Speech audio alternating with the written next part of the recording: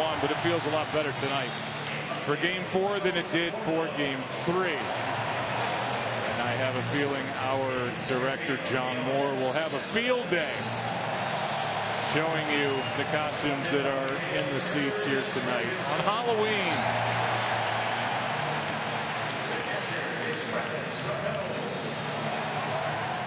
Here's Steven Matz. Wasn't that long ago. He was trick-or-treating. He's 24 years old. Probably. 24 years old. Wears number 32. A world of talent.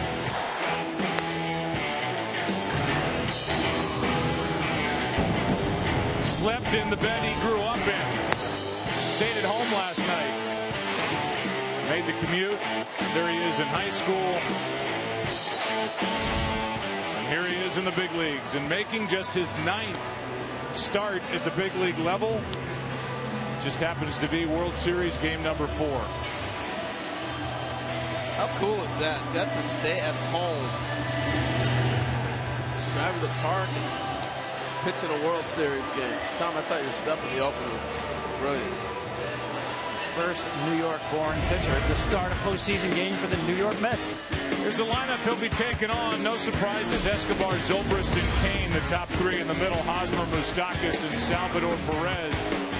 No DH. That means Morales is on the bench. They have to pick their spot with their best. Kendrys Morales. Bottom 3, Gordon Rios and Chris Young. Pitching and batting 9th. Home plate umpire tonight is Jim Wolf. Alfonso Marquez is at first. Gary Cederstrom, he's the crew chief. He's at second. Mike Everett is at third with Mark Carlson in left. Mike Winters in right. Bill Welke in the replay room. And off we go.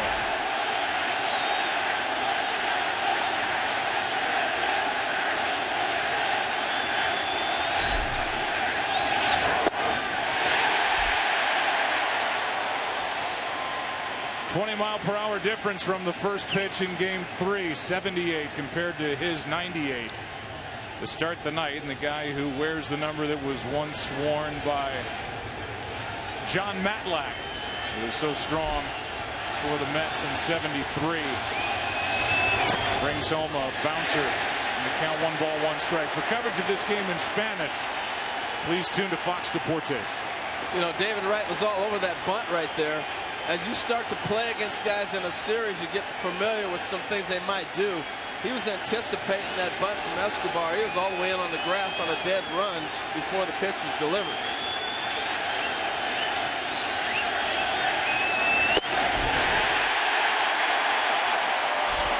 .96. Well, that's up a tick.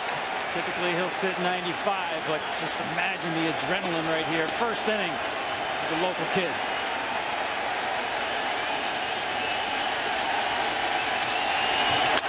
Hard hit, base hit. A 1-2 pitch at 97, and Escobar shoots it up the middle, and he's on to start the night. Is it time to recognize this guy as a star player? I mean, he is doing stuff that is incredible. That at bat right there, start off with a changeup away. They go about 96 away. They try to get away again. You leave it out over the plate. He bangs it up the middle for a base hit. That's just a tremendous at bat. Yeah, real key for Matz will be controlling the emotions. Use the energy in a positive way. Royals already have him in the stretch. So that's 14 straight. There's a strike. The Kansas City Royals have proven game after game, night after night, that they can handle a fastball. Doesn't matter if it's 96, 97, 98. You leave it in a bad spot and they will pound it. Escobar just did. And it doesn't take much to miss on your pitch. That was supposed to be on the outside half. He missed by about 4 inches. And it leaves it out over the plate for the base hit. But they hit off the fastball. They look for it and adjust anything off speed.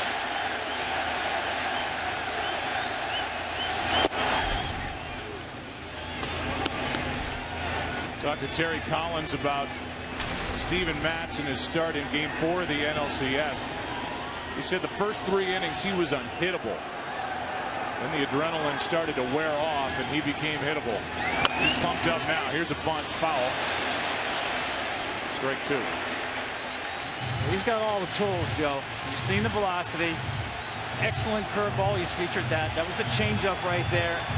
And he's added a fourth pitch, the slider, late in the season, which has become a very big pitch for him. And you'll see that featured against the left-handed hitters.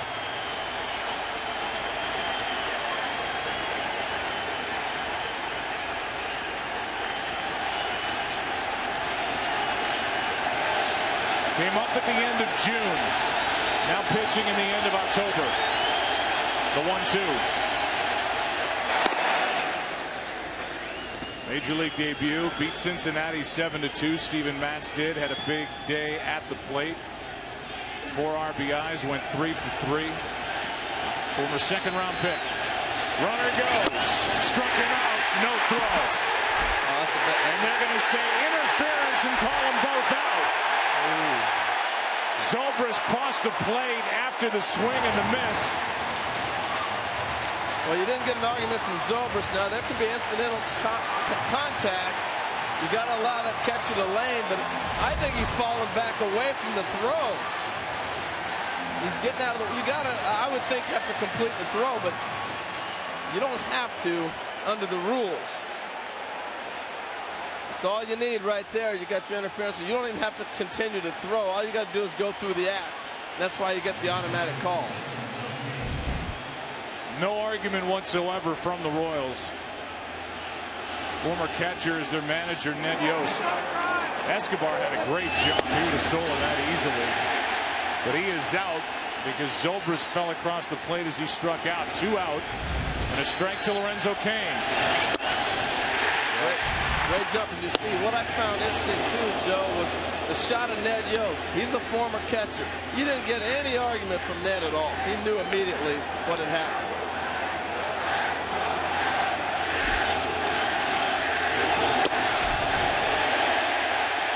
Cain gets a whiff of that. 2-1. You'll see a lot of that from Steven Matz. He'll show fastball both sides of the plate. Loves to work in on the right-handed hitters.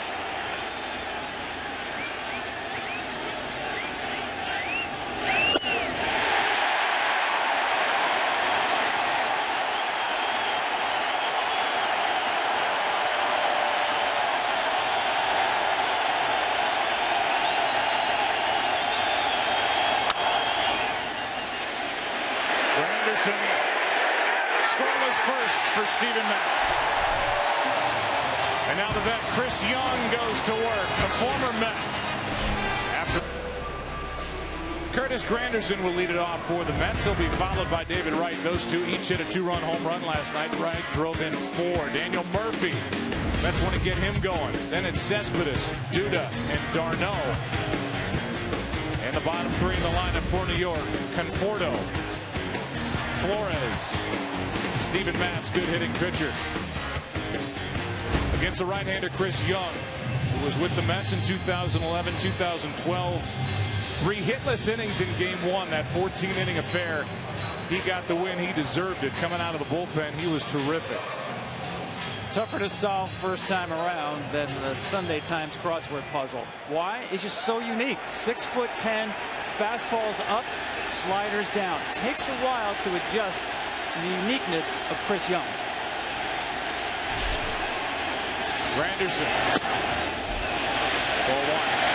Yeah, I do say this, though. Having seen him for 53 pitches the other day, come back this quick was a nice preview for the Mets. Pitching on shortened rest. He's not a power pitcher. Guy went to Princeton, 6'10". Those are the required tidbits to throw out there for every announcer when Chris Young is pitching a game, as he finds strike 1. But he is a guy who develops his own game plan, puts it all together himself, and basically delivers it like a speech to Dave Island, the pitching coach, and his catcher Salvador Perez when he shows up. That's ball 3.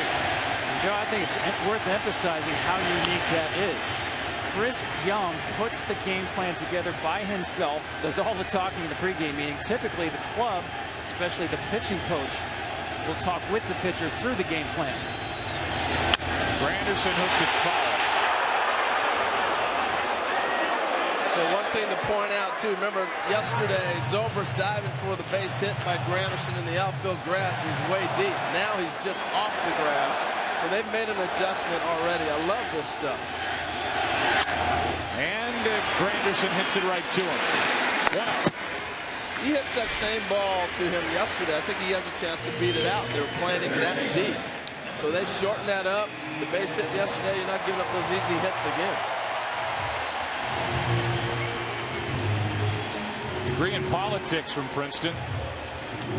Was a basketball player there as well. He's the second pitcher, 6'10" or taller, to work in a World Series. Randy Johnson the other. Your longtime teammate. Yes. And when you said 6'10" in Princeton requirement, I was like, man, nobody's getting into Princeton. I know the SAT stuff. Here's David Wright. Last night hit a 2-run home run in the first. This is into left, easy for Gordon. 2 out. That's that 87, Tom. You know, you're thinking it's got a little bit more on it, and it just doesn't get to you. That was a good swing, but the ball didn't get to him. Extreme fly ball pitcher. When he's on, the outfielders are busy.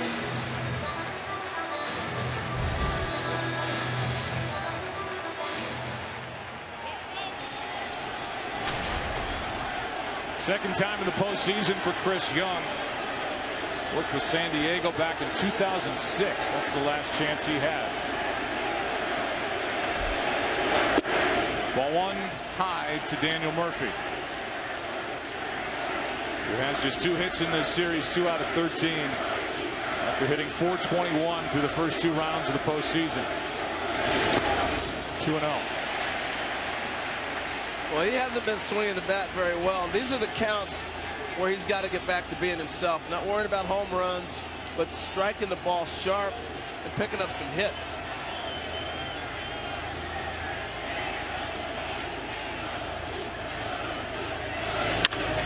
Hard hit into right, and a diving catch by Rios. What a good play by Alex Rios out in right, and he gets up in some pain.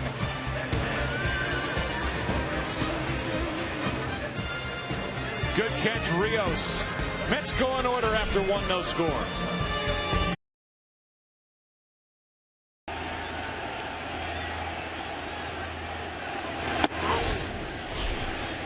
First pitch is inside to Eric Hosmer to start the second inning. No score. Royals got a leadoff hit from Escobar in the first. Mets faced only 3. Now he bends one in for strike 1 to Hosmer. Tom, 2 pitches inside. You've been saying they need to pitch him in the whole series. 1-1. Strike 2. Not sure he wanted that curveball inside, but froze Hosmer. We'll expect to see the breaking ball inside half of the plate.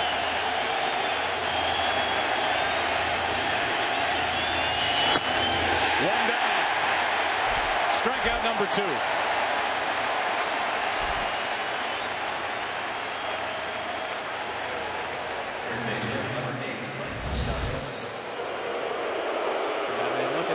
There's the curveball in, and now the one down, perfectly located. The difference between a curveball with less than 2 strikes and that one, the chase curveball with 2 strikes. I'll say it again, he has allowed 1 extra base hit to left-handed hitters all year. Moustakas takes a strike.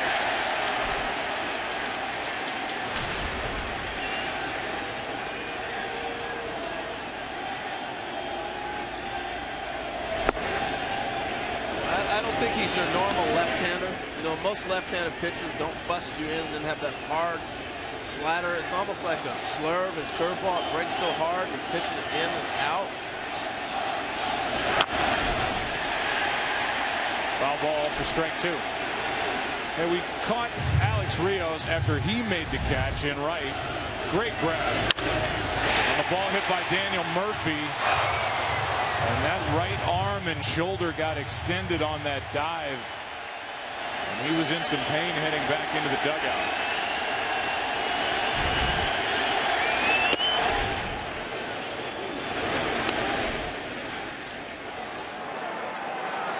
just seen all the options Mats has. The two-seamer in on the lefty, sets up the breaking ball away. The four-seamer up. That's the tough pitch for the left-hander to hang in on. The breaking ball inside. Plus he's throwing that 95 keeps him from having to stay on this ball. Fouls it off, fighting it off, basically. But when you've got 95, it's tough to stay in there on that hook. In and out of the glove of Darno. Staying alive. Mike Moustakas has not missed in his last 33 swings. It's the last 4 games. He has proven to be a tough out, whether it's a right-hander or a left-hander on the mound. He has been getting hotter as this postseason has worn on. Moustakas on 2-2. Grounds to right. 2 out. Aaron, who's down in that dugout for Kansas City? Yeah, Joe, and just moments ago, Edison Volquez returned to the dugout. Many of his teammates coming over, giving him hugs. Of course, he rejoined his team later today after flying to the Dominican Republic to attend his father's funeral. I spoke to pitching coach Dave Island, and he said when he got to the field, he had him toss the ball around a bit and get on a treadmill. But he said more importantly, because he was scheduled to be the Game 5 starter tomorrow, he needed to see where he was mentally. Dave had a conversation with him before the game started, and he looked at me and he said he's ready to go, Joe. He is matched up against Matt Harvey here tomorrow night. Rematch of Game 1. Game that was won in the bullpen. Matz is throwing strikes. And he's 0-2 on Salvador Perez.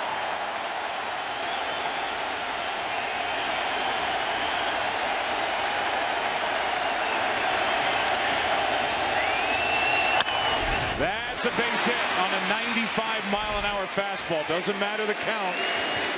They see a fastball, their eyes light up, and Salvador Perez on with 2 out. Well, look, when somebody's throwing as hard as they do, particularly in today's game, I know a lot of guys like to guess. But if you're looking for a fastball, you can always look hard and then slow down to see something off speed. It's tough to look for a breaking ball and say, okay, oh, here's a fastball, I'm going to catch up. It just doesn't work that way. Now, there's certain counts you're going to guess. That happens. But for the most part, you hit fastball and adjust, you're going to come out pretty good. Gordon up there pumping, strike 1. Salvador Perez now 5 out of 14 in this World Series.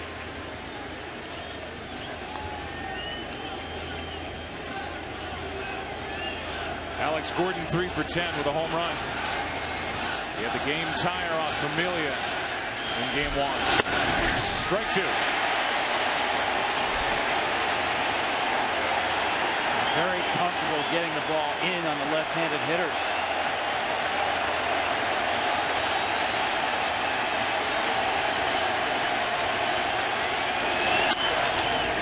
There are certain guys that scouts will describe, or personnel directors will describe on the mound, as the ball comes out of their hand easy. And it just flies out of the hand of Steven Matz. It really does. Nice, easy delivery, and then boom.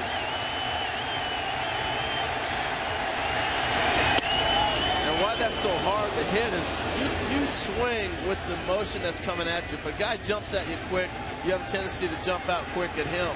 When a guy's nice and easy, you think nice and easy, then the ball jumps on you. It's just the opposite direction. That's foul. Yeah, the other day I called it the greatest simulated game I've ever seen. Steven Matz and Noah Syndergaard. We're having a simulated game. We're standing behind the cage. We're watching these guys. And Syndergaard, his fastball is loud and angry. You can hear it cut through the air. Matz, it's like the ball is actually smaller, like he's throwing a golf ball. As you said, Joe, just flies out of his hand. Shattered bat. That is a fair ball, and the inning is over. Matz through 2 scoreless. Bottom of the second rolls in with Cespedes, Duda, Darno coming up for New York. This game send their middle 3. Cespedes, Duda, and Darno against Chris Young. Making his second start this postseason. You know, Joe, a lot has been made about Cespedes golfing every day. And I asked him today, did you golf? He still had his golf pants on. He said, yes, I did. And so we talked about, did you walk all 18? He's only done that once.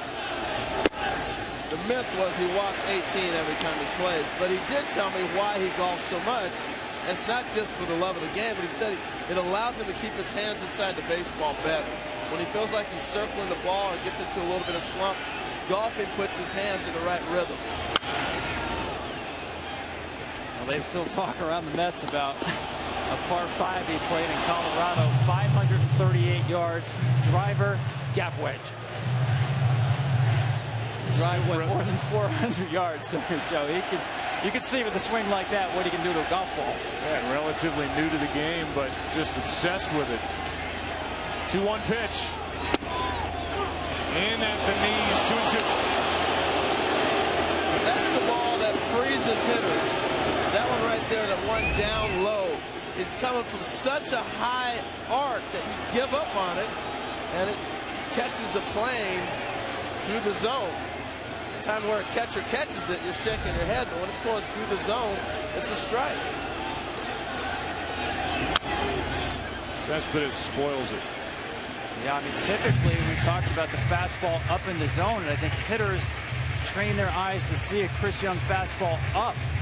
We saw this in game 1 where he kept the fastball down and got the called strikes.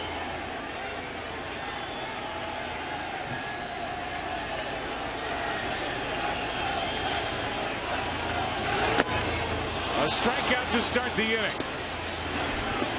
Cespedes tagged out. First strikeout of the night for Chris Young. It'll bring in Lucas Duda. Yeah, I think it's interesting catching Chris Young, too. I noticed when we were going through their series before how Salvador Perez turns his glove almost upside down, opposite of maybe squaring it in your screen, similar to where he's got it now. And he catches the ball at the bottom of the zone by being able to frame it upside down. That's down to Duda, ball 1. It's interesting how the Mets prepared for Chris Young. We're seeing some pitches down. They were preparing for fastballs up. They actually moved the pitching machine in the indoor cage off the mound. The reason they did that was from the mound you have a normal high to low trajectory of the pitch, a downward plane. With Young, it's less of an angle down, so they moved the pitching machine up off the mound for a flatter plane to hit the balls up. Good pitch from Young, strike 2. Well, didn't you think the guy from Princeton's going to change his game plan? It looks like he did.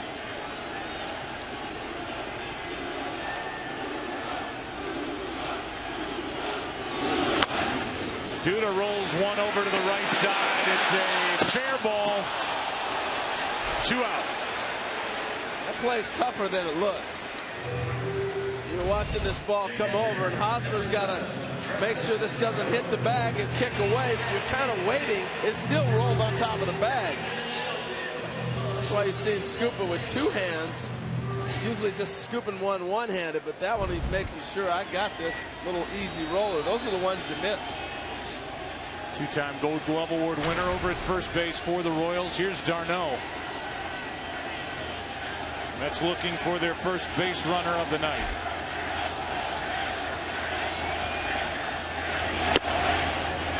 Now, to me, d'Arnaud and Murphy match up best against Chris Young. But that fastball that holds his plane, it's the guys with the flatter swings. Fly ball pitcher, I want hitters who get on top of the baseball. d'Arnaud and Murphy have the best swings in that regard. One ball, one strike. In a series that features so much dynamic pitching. There's such a contrast between the starter for the Mets tonight, Steven Matz, who's a lefty who can light up a radar gun, and Chris Young using deception as d'Arnaud rolls one to Moustakas. And the first 6 Mets have gone in order. 3rd inning, game 4. Royals and Mets, no score. jackets and more. Get all your Mets and Royals World Series gear and celebrate with your favorite team at the MLB.com shop. I went on there looking for my Thor gear from last night. They didn't have it.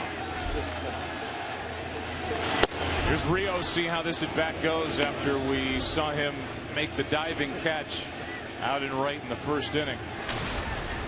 Came up with that right arm hanging a little bit. Now he foul tips it for strike one. Yeah, sometimes when you dive and you jam that right shoulder into the dirt, or grass in his case, you get that shooting sensation going through his arm. That's why what he felt.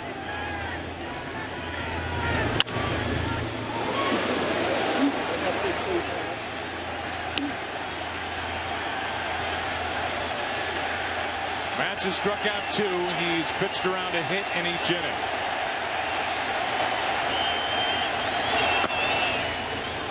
Two and 2. I think this is the toughest place to hit in any order in baseball with the pitcher hitting behind you.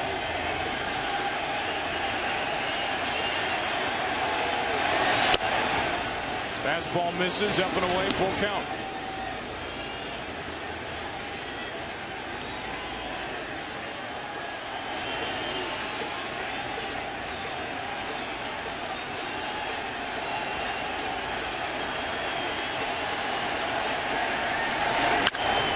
In the air to center field, well hit. Back on the track, 1 out. Allowed out by Rios to start the third. A shake of the head from Steven Matz, and down we go to Ken Rosenthal. Joe, I spoke this morning with Steven Matz's high school coach, Lou Petrucci from Ward Melville High School. And he told me that as a sophomore, Matz was 5'9", 140 pounds, looked like a baby. He started only once that year. He had some arm discomfort. Doctors attributed it to growing pains. As a junior, he didn't pitch that much more, but he went to a showcase in Connecticut that summer, was clocked at 88, 89 miles per hour. It was the first time he had ever been clocked on a radar gun. And at that point, a lefty throwing 88, 89, he was on his way. Eventually a second-round pick in 2009 by the Mets as Chris Young takes a strike. He was 17 and 16 in the minors into this year. Came up at the end of June, went on the DL at the end of July. By the way, Chris Young can handle the bat. He fouls one out of play off to the right now in the hole 1 and 2.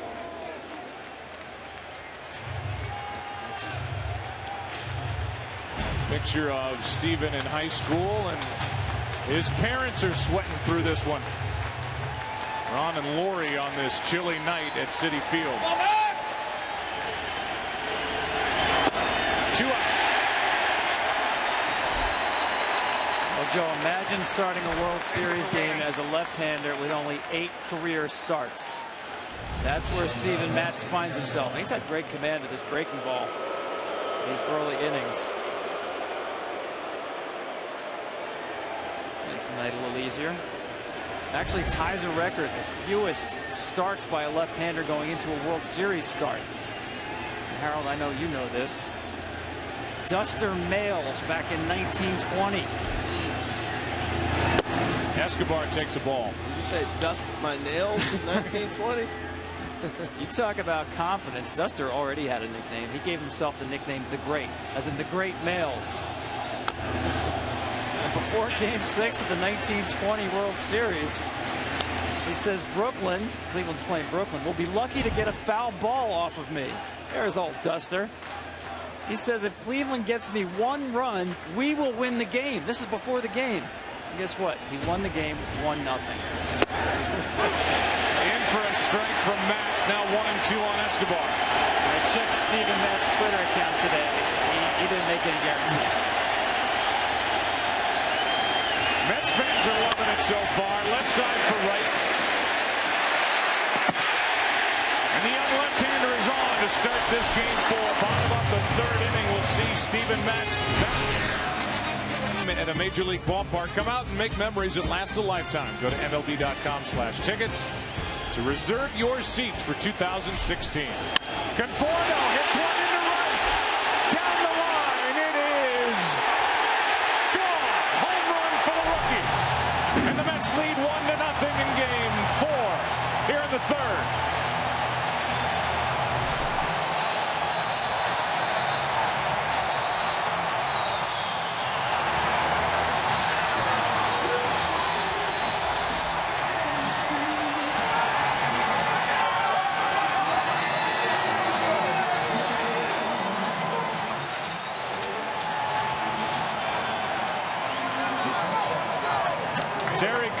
has stuck with the kid. He hadn't gone deep since game 2 of the division series. And he just launched one down the line here in right. Only question, would it stay fair? It did, and the Mets strike first.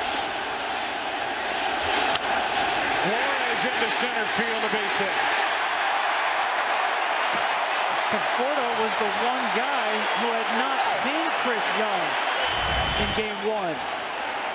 Fastball up, ambush. He probably does the crossword puzzle on 8 too.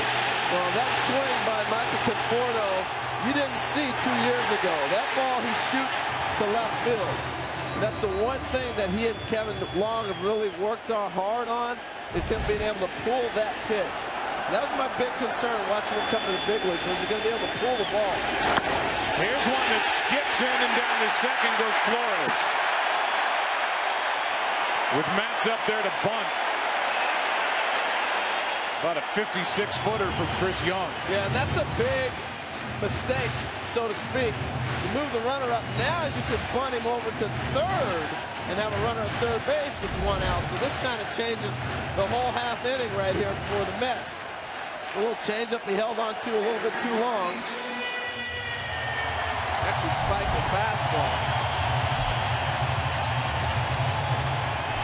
Wild pitch down to second is Flores with nobody out, and a 1-0 count on Matz. When his major league debut went 3 for 3 with 4 RBIs.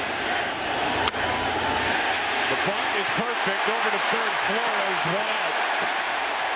Well, Joe, you called it perfect bunt, because if he bunts that ball anywhere else, Eric Hosmer is going to come left-handed first baseman with an angle to throw to third base. He's coming hard, but he deadens it right in front of the plate. The ball's going to die in the dirt, and then he rolls it in between the pitcher and a little bit towards the third baseman. That freezes everybody to take Hosmer out of the play of being able to make that. So, beautiful play all the way around. Now the infield comes in for Granderson, runner at third. Flores with only 1 down.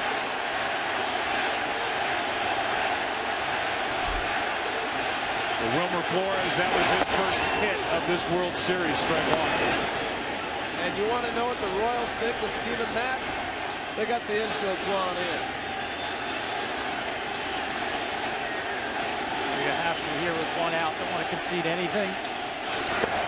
Nice. Another one that bounces into Salvador Perez. Granderson looking for anything he can elevate against the fly ball pitcher.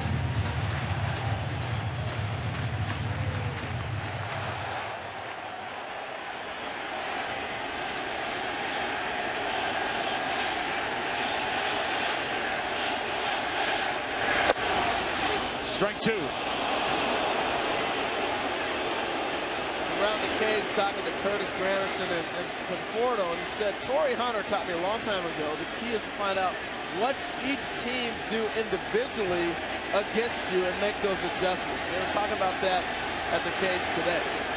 Conforto was already homered in this inning. Flores at third. Granderson hits it foul. That's such a great statement, because everybody has a book of how they think they can get you out. But not every team is going to pitch you the same or position you the same. So when you figure out what that other club you're facing that day does, then you go ahead and make that adjustment.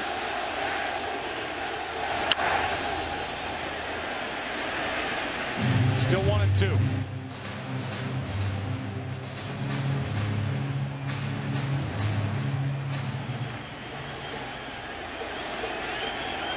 Michael Conforto, the first rookie to homer in a World Series game since Buster Posey 5 years ago today in Game 4 of the 2010 World Series. Here's a 1-2. Granderson into right.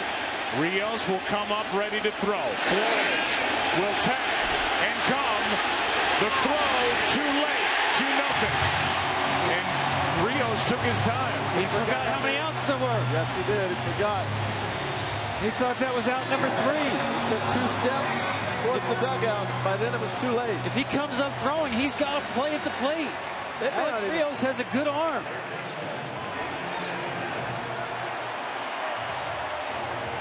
Lost track of the outs.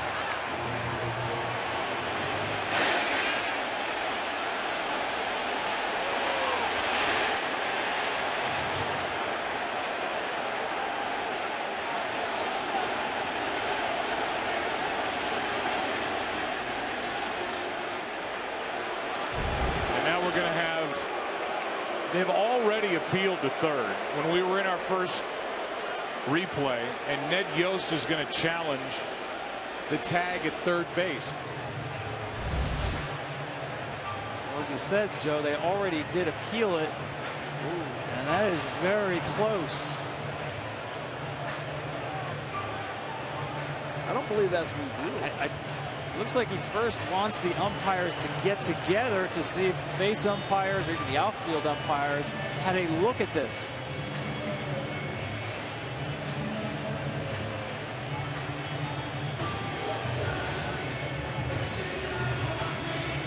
Question is there irrefutable evidence? A year ago, that was not reviewable. That was one of the things that they went back and corrected and made that reviewable this season. Yeah, you're right, because initially they said that it's too hard to match up the two pictures and be sure. This, you don't have to match up any picture.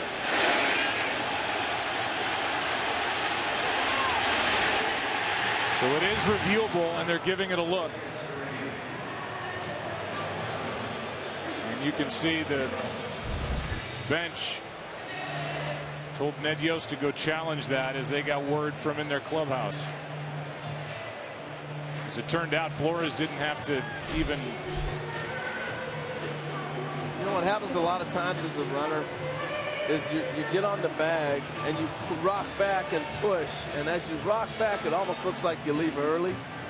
So this is going to be an interesting challenge. Well, I think that one picture, and again, when they first put instant replay in, they did not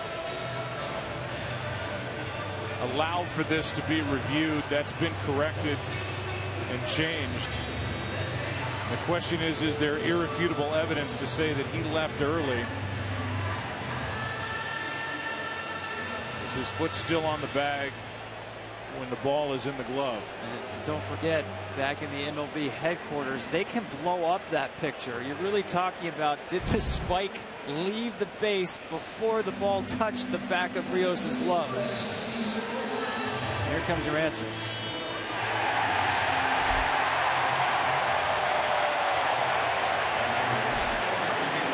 We'll have to check, and we do have the ability to check with New York to see if that falls under the category of not enough evidence to overturn the call.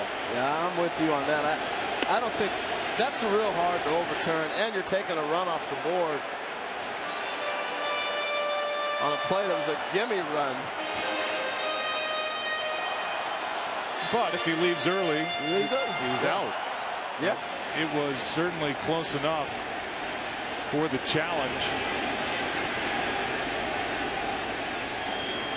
And the Royals don't win it. So it's 2-0 and the bases are empty, 2 out.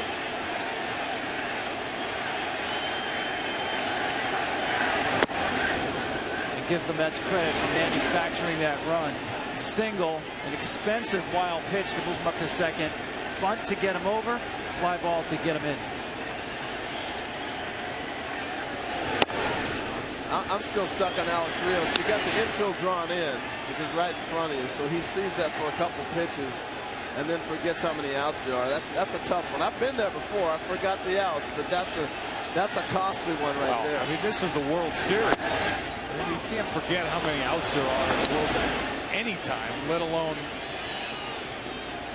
in a World Series game, and Rios just locked up. It's also Halloween.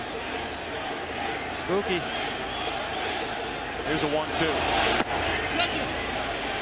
2-2. I'm with you, Joe. It's just one of the, you can't, this can't happen. It does, but it can't. He's still got enough on this to make it a close play at home. And I was looking at Flores to see if he was going and going to stop, but he was going the whole way. We are told from New York there was not enough evidence to overturn the call.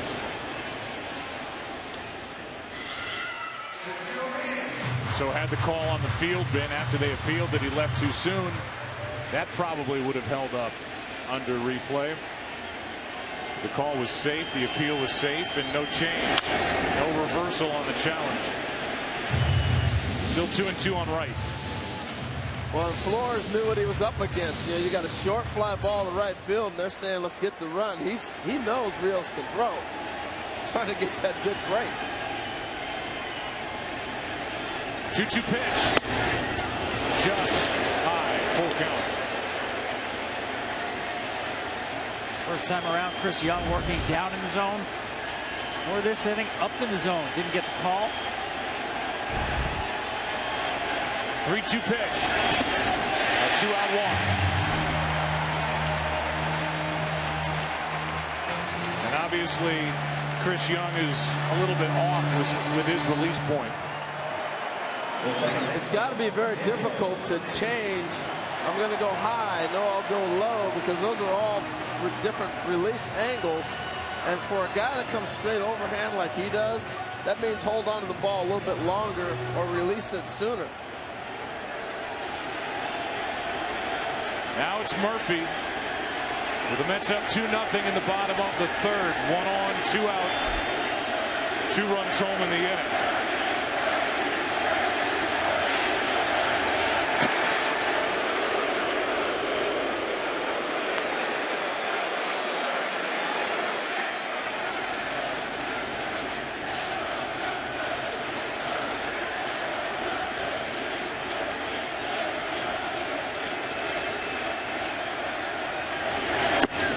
Ball 1 low.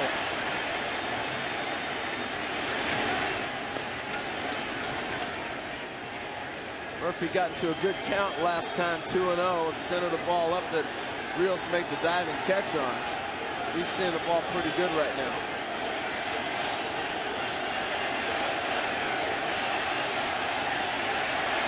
Here's a 1-0 pitch.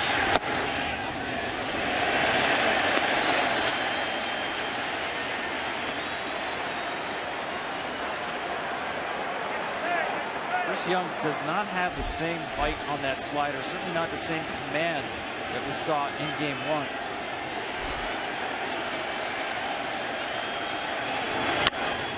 Murphy gets under it, pops it into right. Out is Zobrist to end the inning. But in this third inning, Michael Conforto, the rookie, struck out and then interfered. Let's listen in to first base coach Rusty Kuntz. So he's out on the interference. He's out on strike 3. That's correct. Batter out on. Oh my God! He's standing right on top of home plate. That's a great call. Talking to Alfonso Marquez. Here's a strike from Matz to start the 4th inning. 2-0 Mets on top. You know what was cool about that is Alfonso Marquez wasn't even looking at the replay board. He knew exactly what the call is. These umpires have to know all these things just so routinely to them. Here's the 0-1. Zobrist. It's a foul ball into right, strike 2. Great call and a huge call. We all agree Escobar looked like he had the base stolen. You're looking at runner on second base, 1 out. Instead, base is empty, 2 outs, and Matz has been rolling since.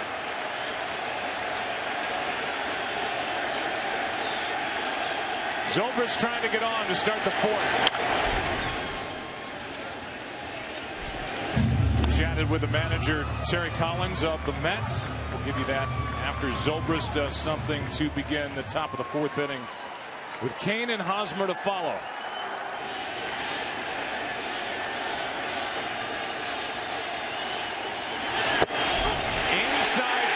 Zobrist doesn't agree. 1 out. Strikeout number 4.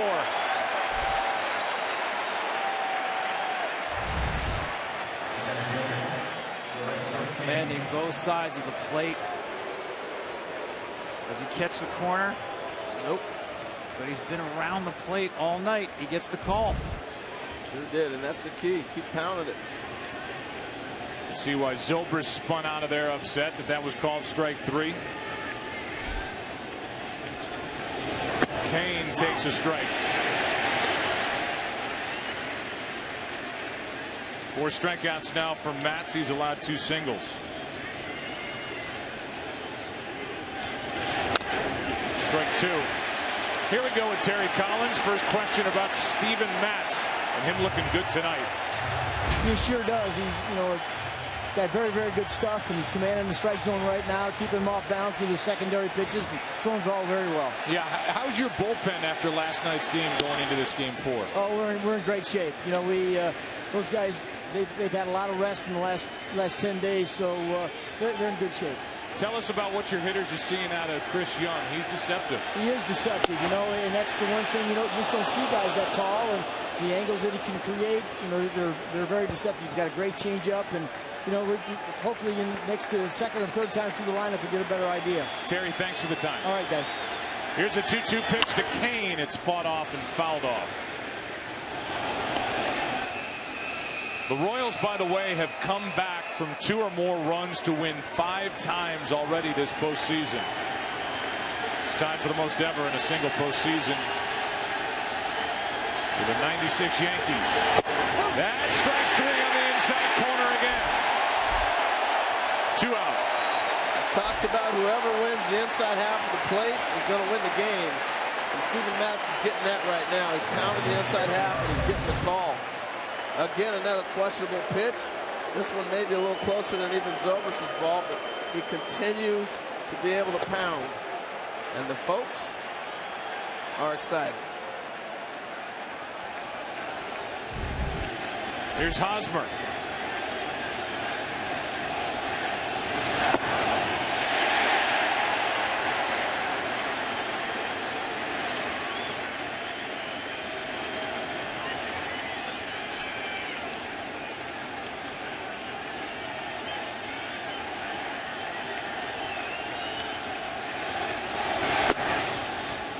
Steven Matz lost to Clayton Kershaw in the division series here 3-1. On Tuesday, October 13th, went 5, allowed 3 runs on 6 hits.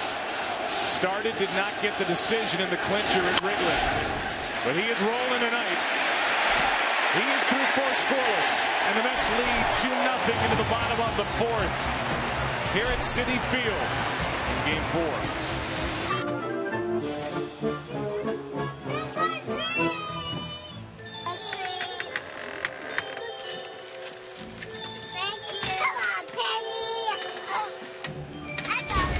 Happy Halloween from all of us at Fox Sports as we play here in the bottom of the 4th inning, Game 4. The Mets leading 2-0. It'll be Cespedes, Duda, and d'Arnaud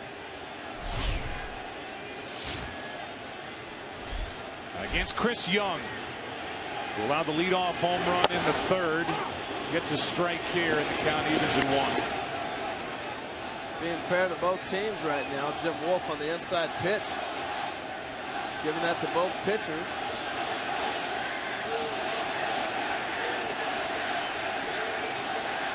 Cespedes struck out his first time.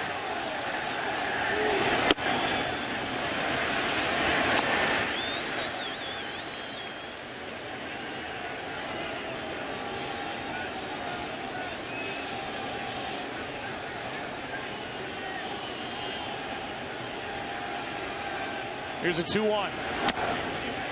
3-1.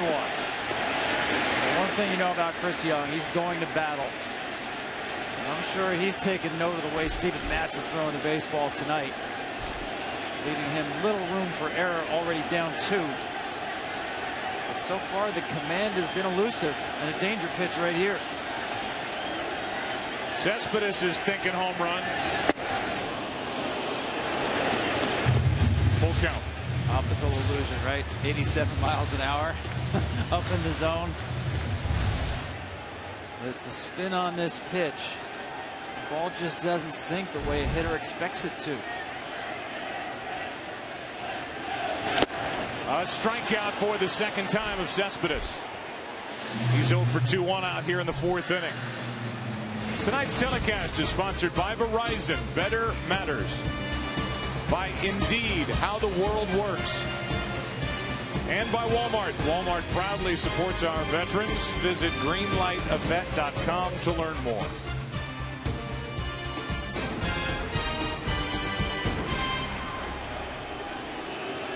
One out, nobody on for Lucas Duda. Well, Joe, Terry Collins told us we live by the long ball. They were happy to get back to this ballpark. It's a big park in Kansas City at Kauffman Field. They felt like this is conducive to their team. It plays fair. But the Mets feel like they got to hit home runs to win.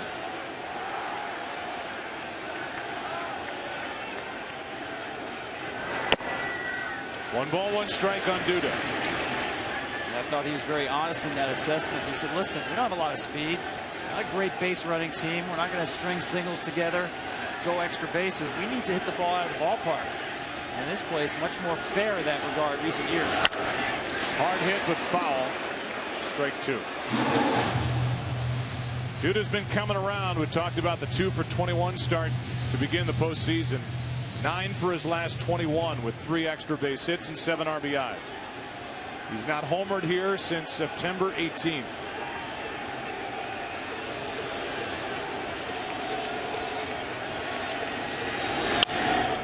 Still 1-2. You know, looking at the shift we just saw, and I remember talking with Ron Renicky when he was no longer with the Brewers, and now he's a Dodgers third base coach. And he said the charts show even though you throw a guy on the outside half, he's still going to pull it into the shift. Not just Duda, but most players will do that.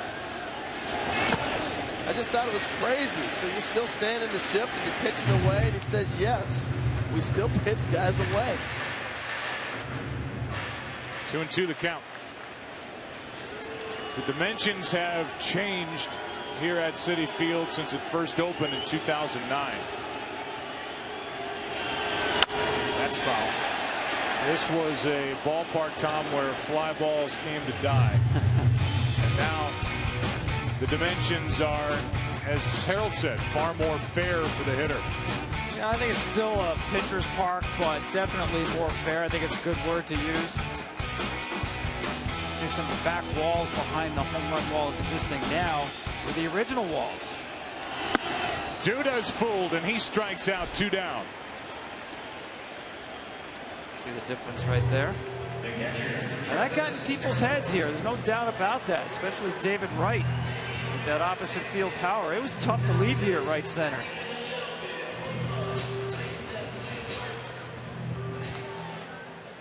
.164 home runs hit in this ballpark this year. 30 more than were hit at the K, Kauffman Stadium in Kansas City. Here's d'Arnaud. Off the end of the bat, a pop-up, and Chris Young has a quick and easy fourth. That sends game number 4 into the 5th inning. Royals will bat down by 2. Back after this from your local Fox station. Bryce Harper unable to attend due to a previous commitment. Donaldson 41 home runs, 123 RBIs. Harper 42 in 99 while he hit .330 for the Nationals. Here's Moustakas, took a strike, and now the next from Matz is grounded to first. Duda to the bag, 1 down. Well, did you see Steven Matz streak off the hill right there? Talk about an athlete. That was impressive. Watch him streak. He's over there in a flash. I know he went through that growing period we were talking about earlier. He said he grew about 6 inches that period of time. Very uncoordinated and unorthodox. I guess he's got it together now. Listed at 6'2", 201.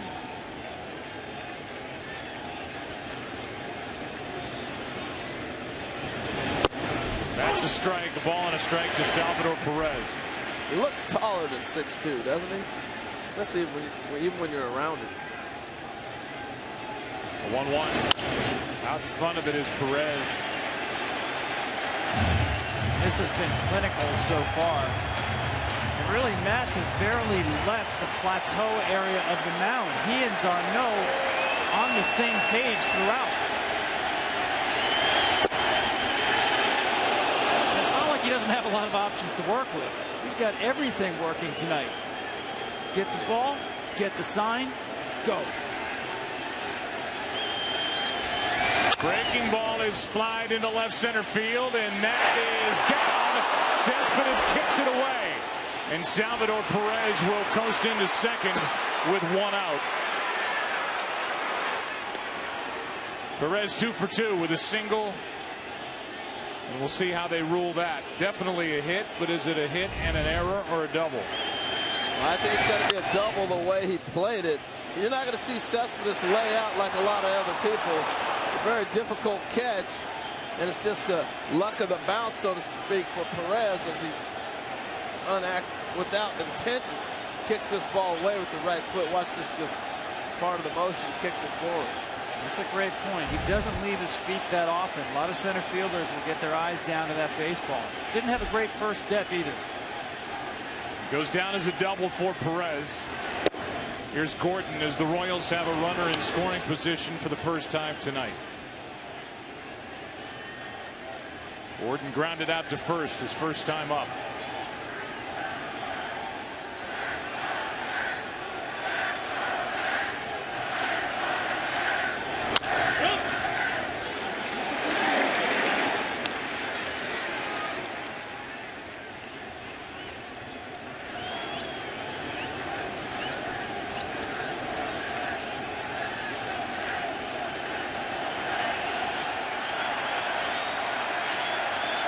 Alex has hit 2 home runs this postseason. 2-0 Mets lead in the 5th. Strike 2. He looks awful fooled on that pitch. You don't see many left-handers pound left-handed hitters inside like he is doing in this game. They just don't see that very often. That ball running back in on Alex Gordon, just basically fighting it off. Nasty two-seamer, opens up the outside for the breaking ball if he wants it.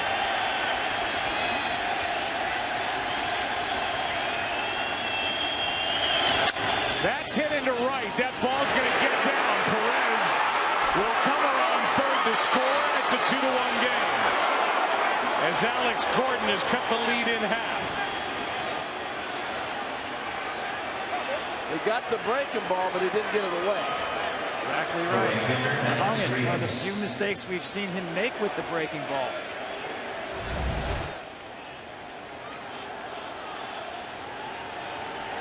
Just a cement mixer, stayed middle for Gordon.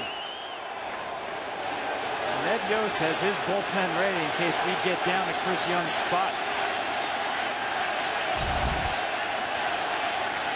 Number 8 man is up. That's Rios. Strike 1. That's Duffy out there, the left-hander. He worked in last night's game, but ended up throwing just 2/3 of an inning. In the air to center. Cespedes spins around. 2 out.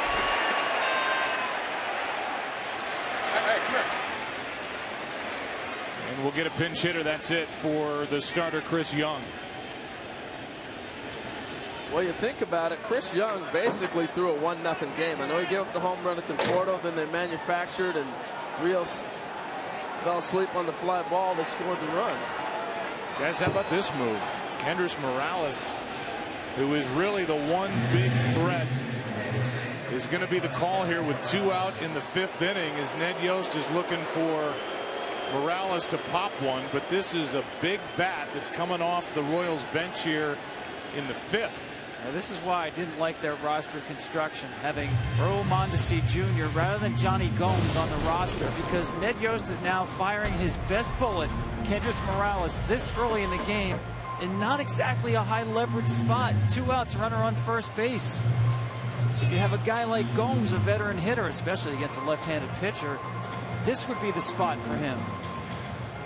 Yeah, no, it's interesting. They've got Butera, who the backup catcher. You can't use him. Colon, he's a utility guy you want to have defensively on the field. And does not have an at-bat this entire postseason.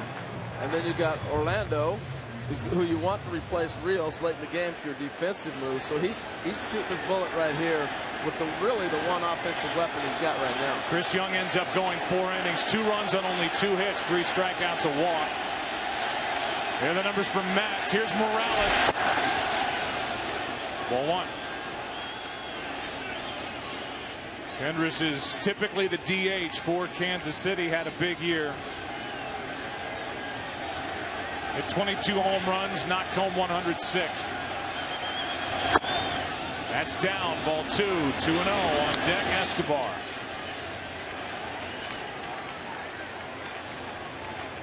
This pitch requires some thought. You see him walk off the back of the mound. Cannot give in. Fastball away.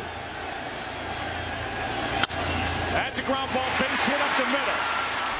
Gordon will stop at second. 2 on, 2 out as the pinch hitter, Kendrys Morales, singles to turn the lineup back over to the top in Escobar. Well, the other thing you're doing, too, is you're forcing, if you can get Matz out of the ball game and get to that bullpen, that's what he's trying to do. He's forcing that action and making Terry Collins think about it as you move forward. Now they're back to the top of their order to work him again as you start to go around a second time. So it's a gutsy move. We'll see how it plays out. Well, here's Escobar, who singled his first time, and the crowd jumps back into it. 1 for 2 tonight. Is Alcides.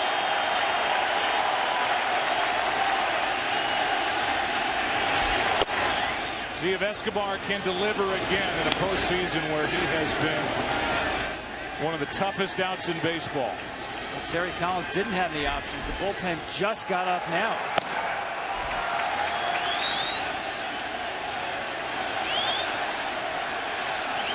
I'll tell you what, if I'm Ned Yost, I'd rather see those guys in the pen right now than seeing Steven Matz moving forward.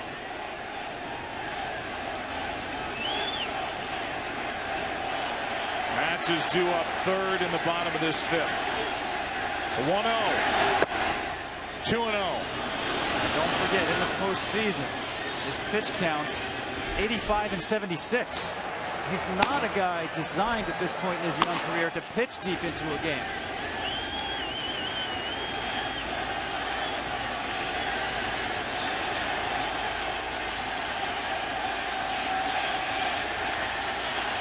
Escobar could tie it with a hit.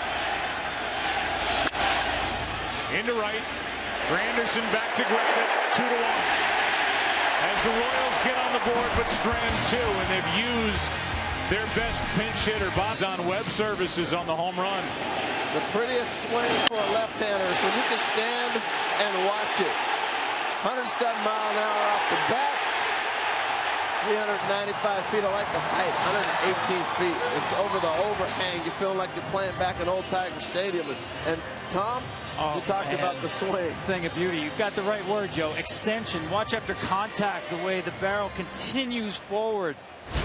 I mean, that is, I think that swing reminds me of Carlos Gonzalez, who I think has the best plate coverage in the big leagues. This guy, he's a number 3 hitter waiting to happen. And I'm talking about next year. He's that good with tremendous power. Started the season at high A ball, single A ball, called up from Double A, takes a strike, and Danny Duffy announces his entrance into the game with a 97 mile an hour fastball.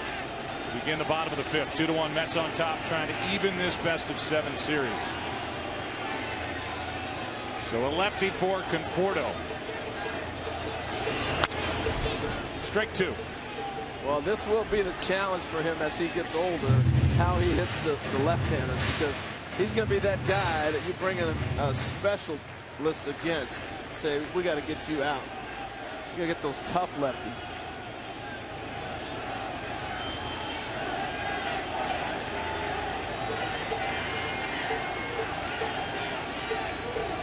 The 0-2. Just a little bit high, I guess. Ball 1. Well, you want that pitch. You want that one. Let's go, Wolfie. Can you imagine? You called it, Joe. Opening day, I think the ball was up a little bit. He's playing in St. Lucie, Port St. Lucie, Florida, in front of 2,600 people. Tonight he hits a World Series home run. By the way, in AAA Las Vegas, Steven Matz and Noah Syndergaard. That's where they were on opening day. Young men in a hurry.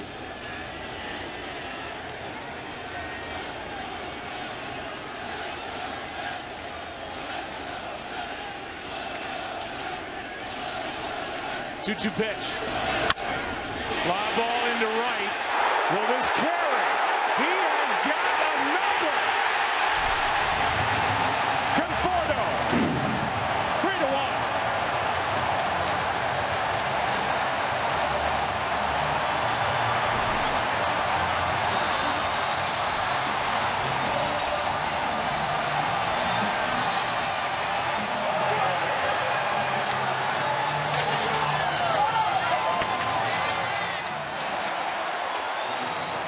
talk about how strong he is.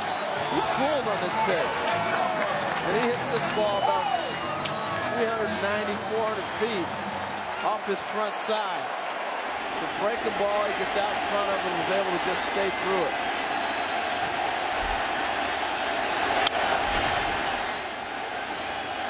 With that, Michael Conforto, Tom, is the second Met to hit 2 home runs in one World Series game. Gary Carter, the other. See that extension? Just special swing that kid has. I know you throw a lot of names on a guy, and Carlos Gonzalez is a good one, but he reminds me of a young Don Mattingly, where the power wasn't there through the minors. It was coming, and he got to the big leagues. He figured it out. And that's who Conforto reminds me of. There's a strike taken right down the middle on 0-2 by Flores, 1 out.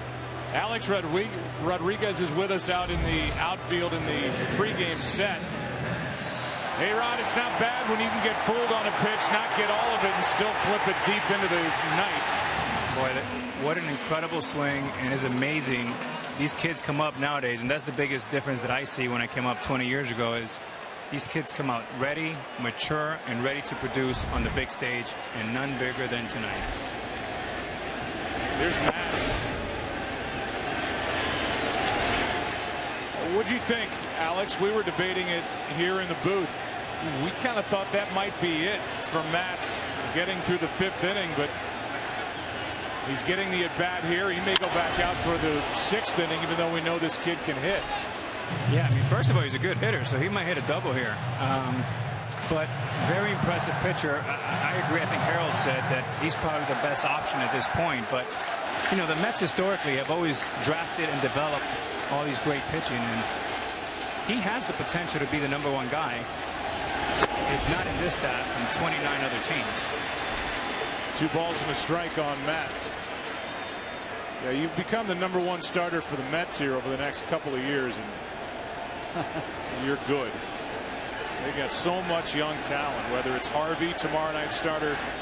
Saw DeGrom, Syndergaard last night, Matz. With Zach Wheeler coming back next year. Here's Matz into center. Right at Kane, 2 out. Joe, you can ask people in the organization who they like best, and you'll get differing opinions. It's like picking your favorite Beatle. So I want to ask Alex Rodriguez. You've seen the 4 of these guys. Who's got the highest ceiling? Oh, boy, that's a tough question, Tom. You know, I'll turn it back on you. Whoever you don't want, whoever you take, I'll take the others. But, you know, I'm biased to left-handed pitching. I feel to win world championships, you saw it in New York with Andy Pettitte and Jimmy Key. I really like Steven Matz, a left-hander who average fastball is 95 miles an hour with an overhand curveball and a power changeup. Remember, this guy was also a very good first baseman in high school and swings the bat well, which really helps. You know, Alex, you're talking about these young guys come up ready to play, and the difference now with youth baseball and all that, and you got to the big leagues at age 18. What is the key for a young kid to get there and be so mature and early? Guess we'll get that later. Here's Granderson beating it. That slow roller to first, and Hosmer couldn't do anything with it. You know, it's interesting again how they're playing Granderson. This is just one of those numbers that's perfectly placed. You want to see how deep Hosmer's playing. He wants to take away the grounder, but he couldn't have rolled the ball any better.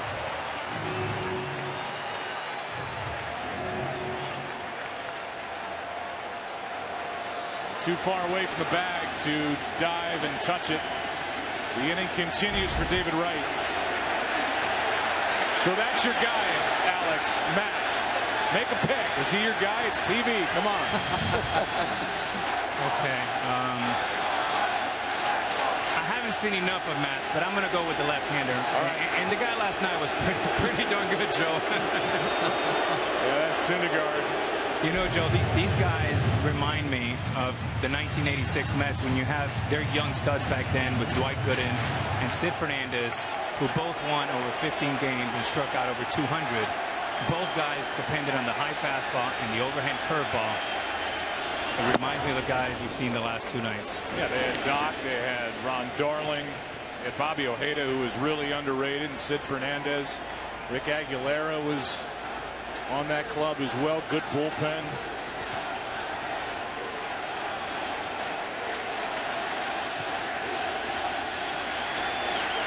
Here's a 0-1 pitch to right. Strike 2. Now, I like what Alex said about the left-hander, especially with velocity. It's so rare in the game. The 19 hardest throwing starting pitchers, all right-handed. Only Chris Sale throws harder than Steven Matz from the left side. Tom, I know when we faced them this year, guys were coming back to the dugout shaking their heads. And they kept talking to each other, telling ourselves, we have to make this guy get the ball down, because it absolutely explodes into the strike zone. 1-2 the count now on David Wright. Runner at first is Granderson, a home run in the inning. Granderson takes off, throw down in plenty of time. Alex, you start talking 86 Mets. That was your team, man. Yes, it was. That's Alex Rodriguez in the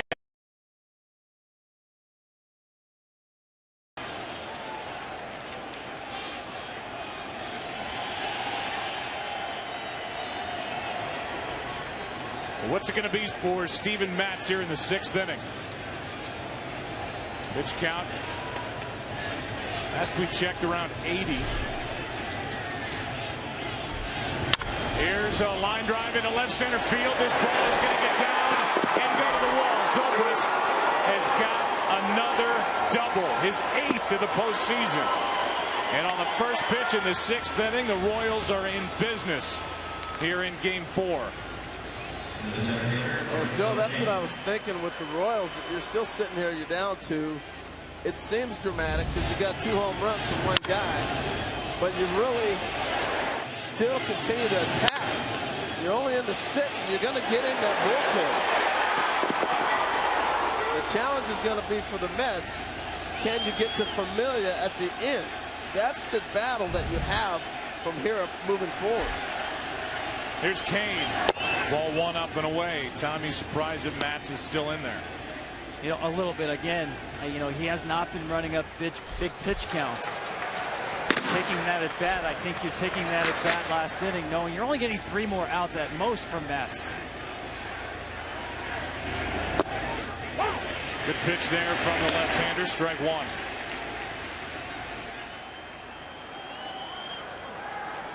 Go. Kane 0 for 2 tonight. He's reached base in 18 straight postseason games. It's what Zobrist has done with doubles this postseason. That's a foul. Strike 2.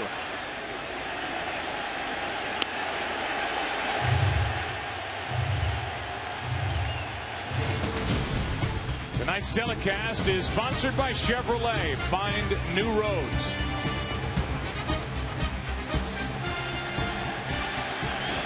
Leadoff double for the Royals and Zobrist.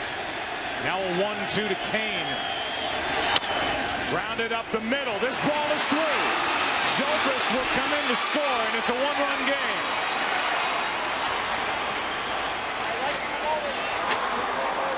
Lorenzo Kane with his first hit of the night.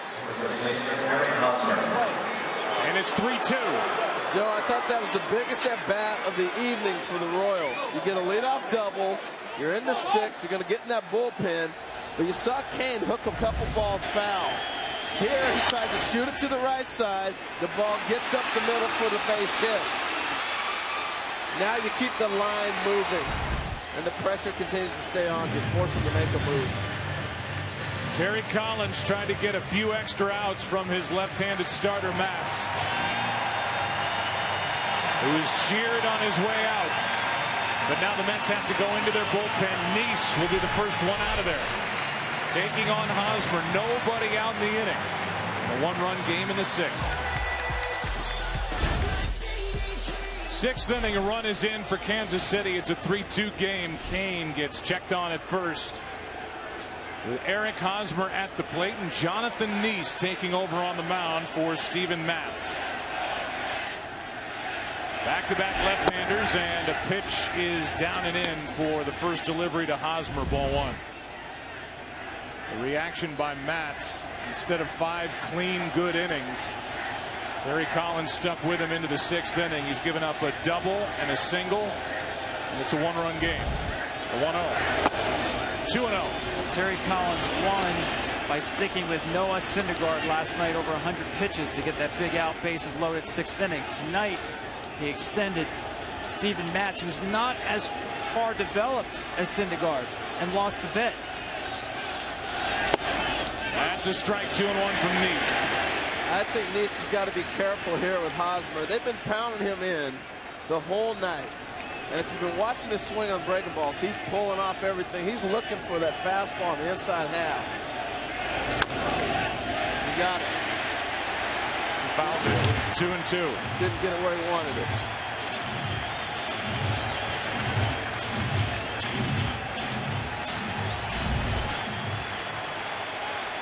Ball's down right in his loop zone.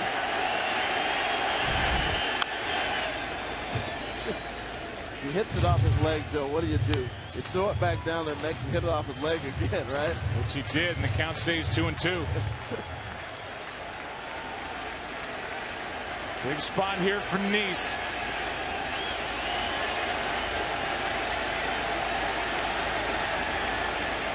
Big spot here for Hosmer. Runner goes, no throw, and down to second, the tying run on a steal by Kane. Well, that might have been a little bit of a delayed steal by Lorenzo Kane. Wasn't able to get a quick break. So what do you do when you have a pitcher you can't get a read on? You hop 1, 2, 3, and you take off. So by the time you get to that third step, that ball's crossing the plate. Great read by Kane, especially. Here's one into center, right at Cespedes. Kane doesn't go anywhere on that arm. 1 out.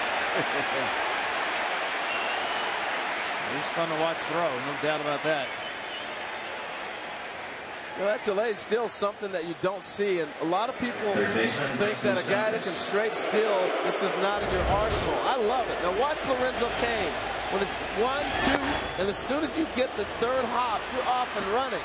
So you're waiting one for the catcher to catch it. He's blocked up by a left-handed hitter, and they're not expecting you to take off because you don't give them that immediate burst of a guy that runs fast. So it's a great play for a guy that can run and catch him off guard. Moustakas now, tying run at second, 1 out. Strike one from Nice. On deck is Salvador Perez. Out in the bullpen is Bartolo Colon.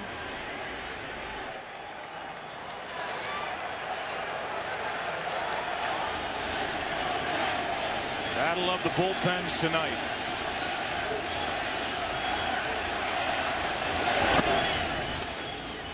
Well, Joe, you kind of said that earlier when we were talking about what kind of game we're going to get tonight.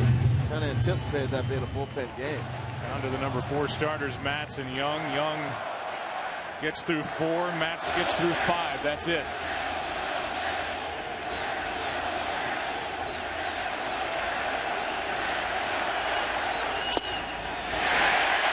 Good velocity from Nice. Strike 2. Terry Collins said the other day, John Nice throwing the ball now better than he has all year. Part of that, better velocity. He's been playing up out of the bullpen. 93.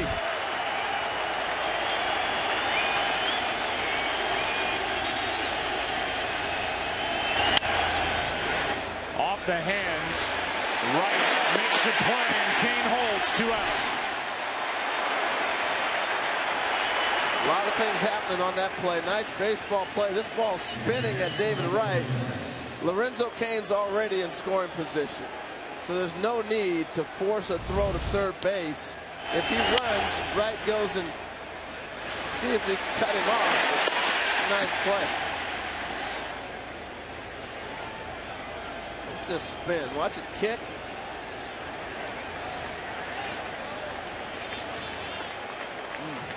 Run up the glove. So Wright makes the play, and Terry Collins makes that determined walk out to the mound. Nice has gotten 2 big outs, and now it's Colon for Salvador Perez, trying to keep a lead. Perez already 2 for 2. We got action in the 6th inning of Game 4. He scored. It's a 1-run game. Tying run at second, Lorenzo Cain. Don't come any faster on the bases than Cain. Perez would like to drive him home, make him run. Colon. Ball 1 high. Went to the breaking ball, knowing that Perez, notorious first ball fastball hitter. One thing Colon wants to know about every hitter: does he like the ball inside? Perez does. What Colon will do is go further inside with that 2-seam fastball.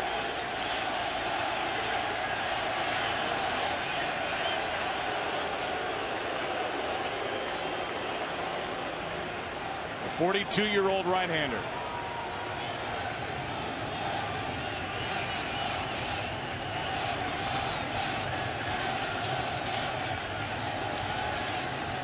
Suffered the loss in Game 1. Kickoff point, and it's thrown into center field. Cespedes will try to come up throwing too late. And now the tying run is at third with 2 out. Well, they had him too. Had Colon recognized the spun earlier, they got him because Murphy makes a strong break. Look at the big lead. He's coming hard. He's got him. But because Colon doesn't pick him up early, they make the throw, and it's wide.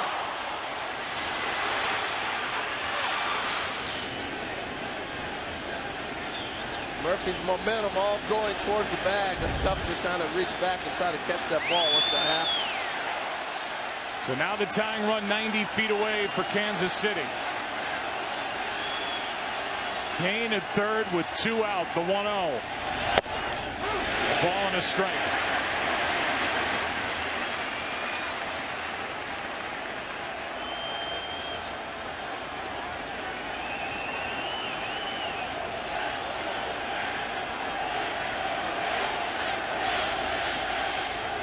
Here's the 1-1. Strike 2.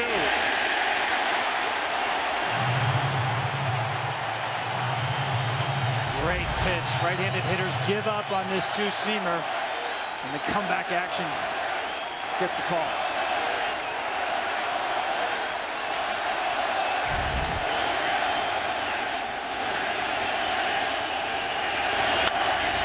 Good job by Perez to spoil it.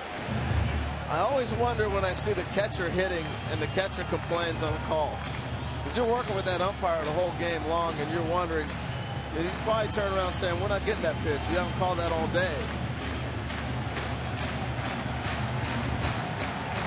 1-2 the count.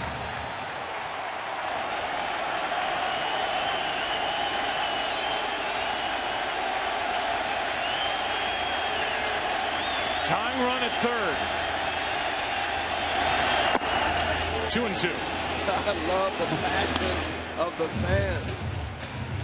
They're so into it all postseason, no matter where the home team's at. It's been incredible. The crowds we've been drawing and the reaction of the fans has been phenomenal. That last pitch was the one I was waiting for. He had him set up for it to run a 2-seamer in. Nice take by Perez to stay off that.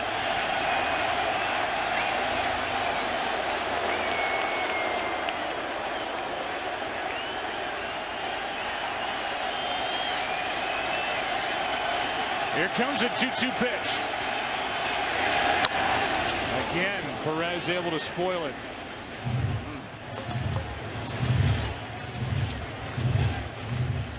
Oh.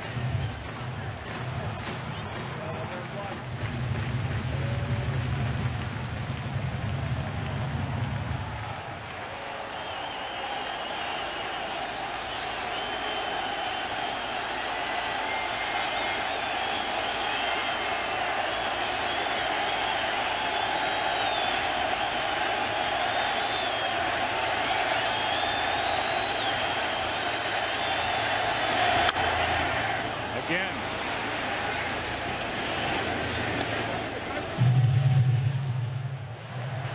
If you're a guy that can pull the ball, it's okay to look in and go out. It's hard to look out and all of a sudden think you're going to protect in. I think that's what Salvador Perez does. If you hit a ball in, it means you're looking in, you go away. If you're looking out and try to come back in, you're not going to catch up to that. Perez trying to deliver a 2-out RBI hit. The 2-2. Went to the changeup there, and Perez covered that. You know, interesting. I talked earlier about Syndergaard finishing that 6th inning. Cologne was the option on Rios, but Terry Collins said with Cologne, the ball's going to be put in play. They didn't want to take a chance with a ground ball getting through. Syndergaard can get the swing and miss. We're seeing here the difficulty of Cologne to get a swing and miss.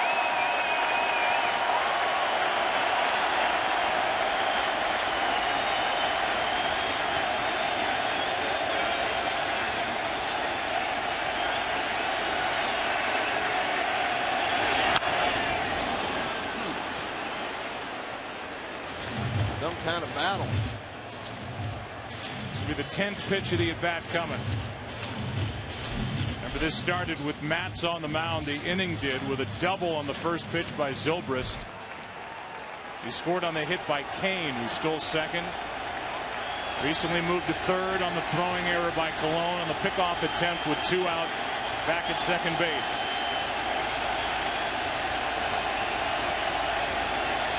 Good work by Nice. Now the 2-2 again. Struck him out.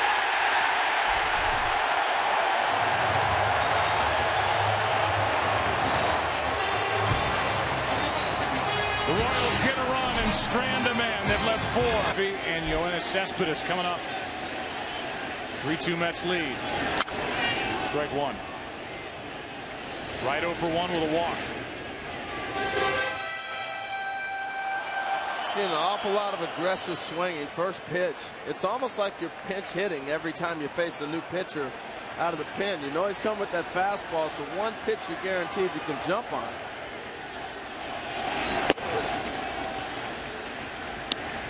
See the cutter right there. I would reassess my scouting report on David Wright based on his swings last night on high velocity.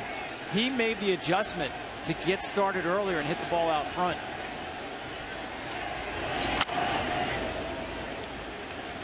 One and 2.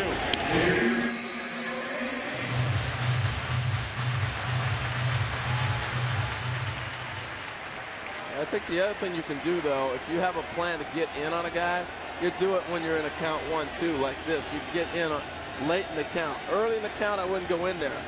Late in the count, I might.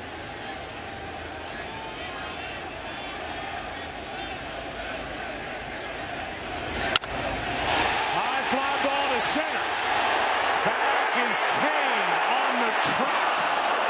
One away.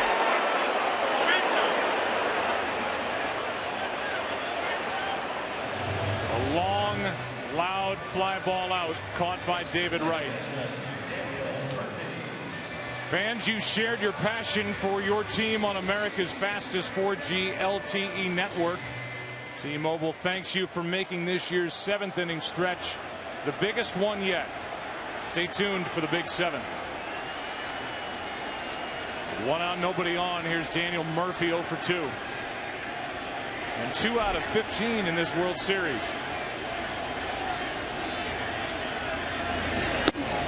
Good breaking ball from Hochevar, strike 1.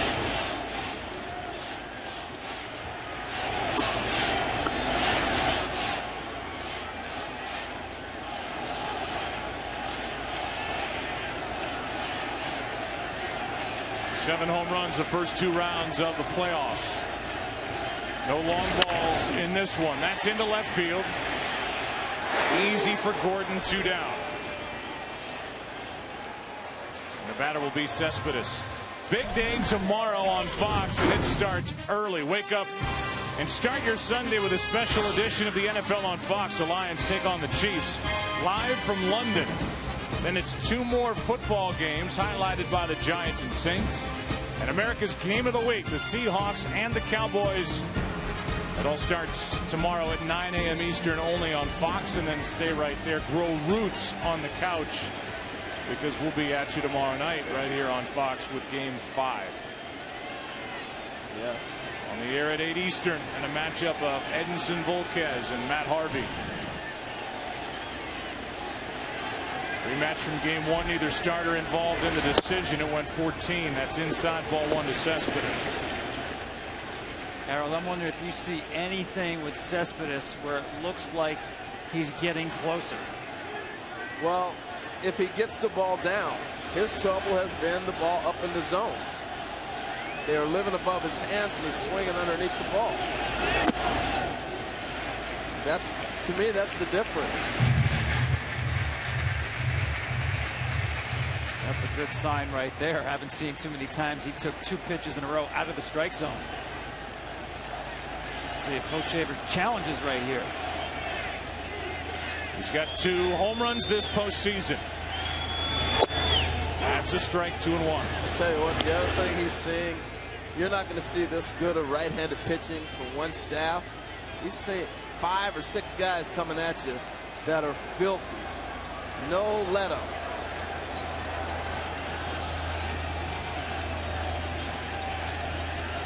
Here's a 2-1.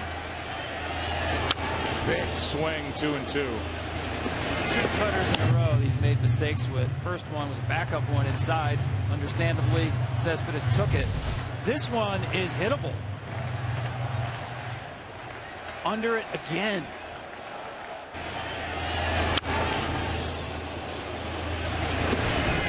His power is even lower than that. Hasn't seen so many pitches down there.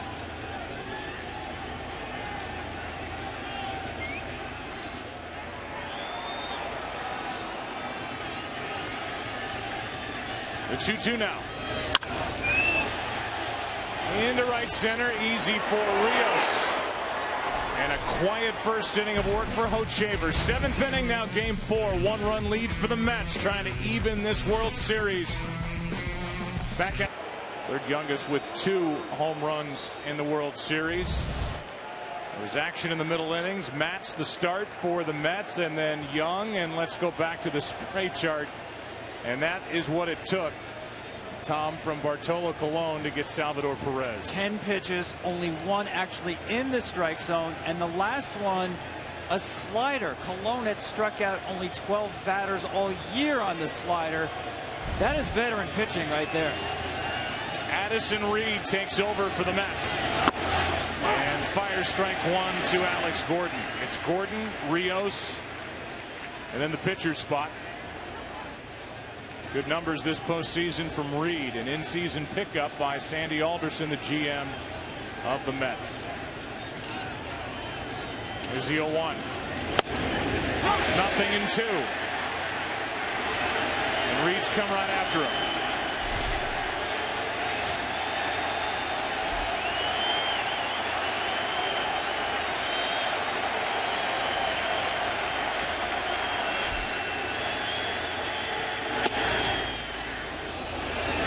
What do you do when you get a ball away? Keep going out further, see if you get that call. Gordon, an RBI single his last time. 1 for 2. That was against Mats. 2-2.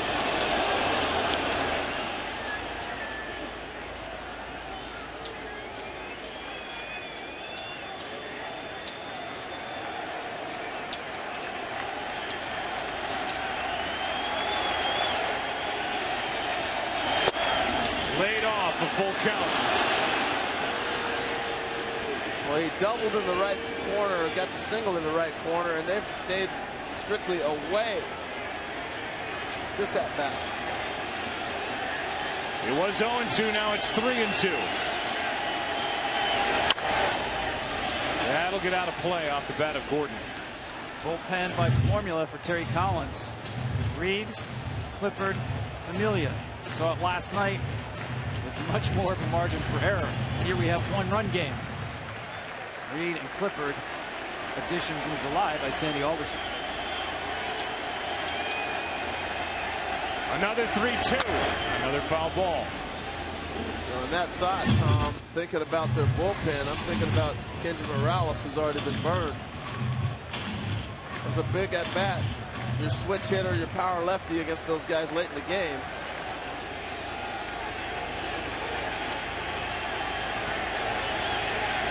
Pinch hit in the 5th. 3-2 again. Another foul ball. There's always things that will be asked when a game is over. That will be one of the questions, I'm sure, that will be asked. Win, lose, or draw here. That's what's going to happen. That'll be the question for Ned Yost, one of them. Jerry Collins will be asked about running Matz back out there for the start of the 6th inning. Gave up a double and an RBI single, made it a 1-run game. Now a shot into right, hard hit with right at Granderson, 1 out.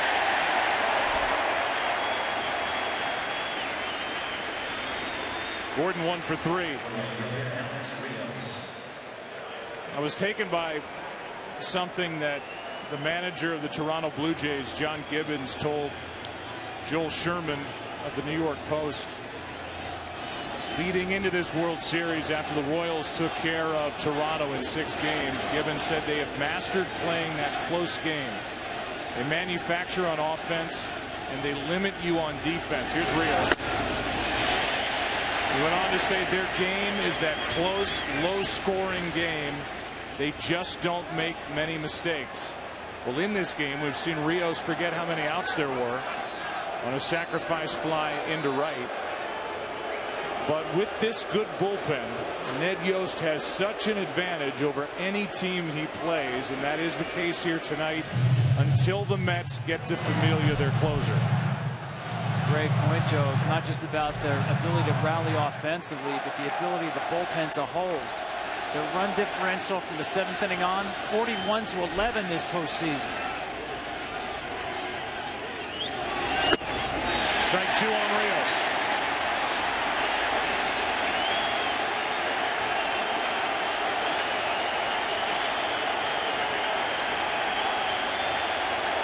Dyson is in the on-deck circle.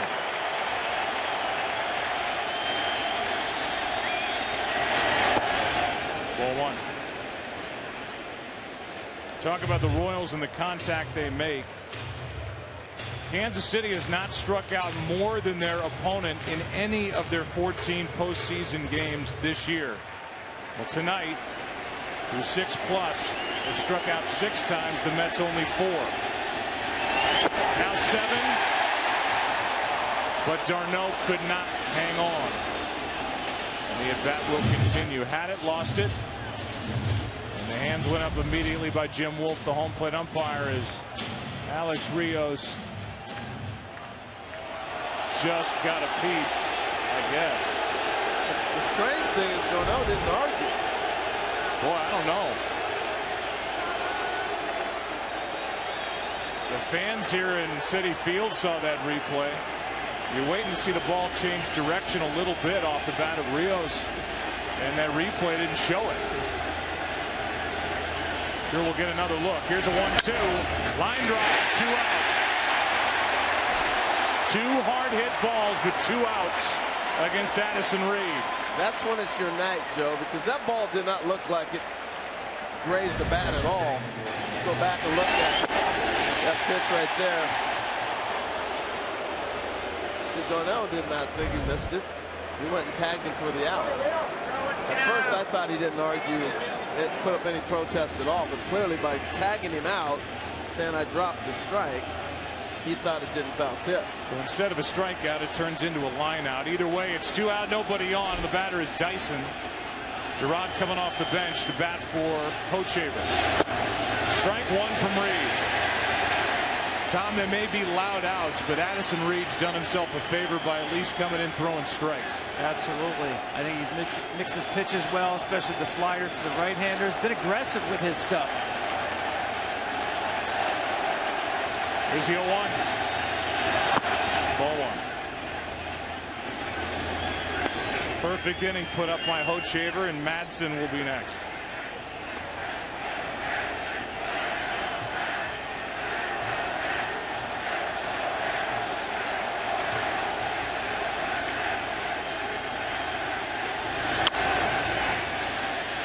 Ideally, in this situation, 2 outs, bases empty, you want an extra base hitter up there. But Dyson sort of is with his ability to steal a bag. And we've talked about Darno's troubles lately in this month throwing runners out. So even with a base hit, he's a double waiting to happen.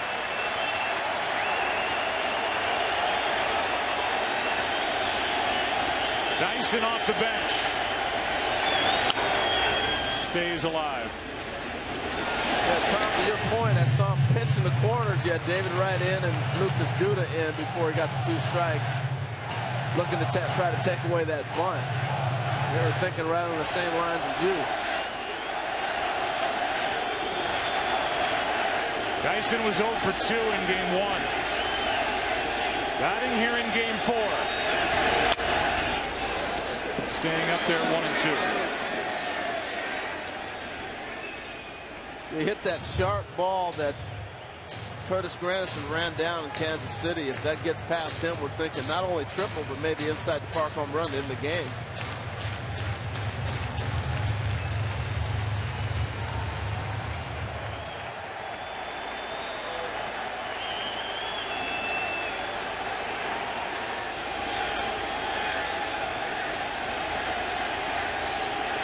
Reed trying to put up a scoreless 7th.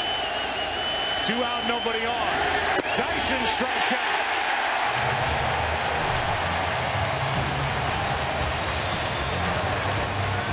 Game 4 is a good one. 3-2 Mets on top. Chris Rock last night. We move into the bottom of the 7th inning with Duda first up against Ryan Madsen. Ball 1.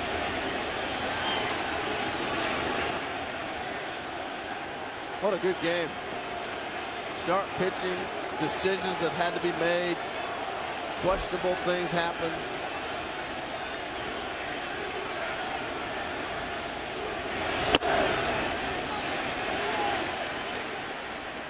What a night for that young man, the rookie Michael Conforto.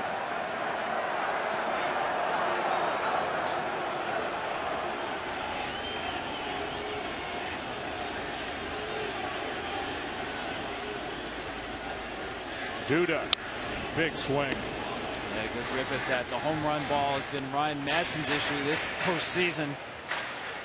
And Duda, they've been attacking primarily with changeups. That's Madsen's best pitch.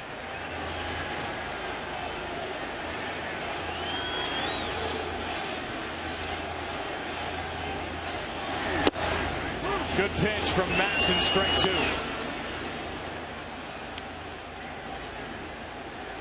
I don't know if I go back to that 91-mile-an-hour changeup. It's not that big a difference from 94 fastball. I think you're doing Duda a little bit of a favor if you throw that. Here it comes. Yeah, that was better. 86. You got to have a little bit of difference in the velocity. More than 3 miles. I think he goes back to the 2-seamer here, started in. 3-2 changeup, that's his best pitch, but Duda doesn't chase off him. Duda off balance, pops it up. Out behind the shortstop position, and that's Moustakas, who had to reach to grab it, and that was no sure out. A bit of an adventure for him. Well, back-to-back changeups. You got him out in front to get this pop-up, but here's the story on that play. Keep backing up, big fella.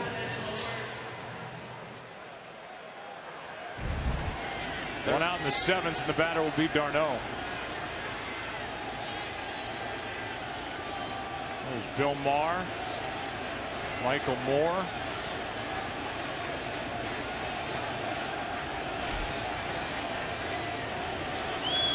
And 1 out, nobody on. Here's a strike.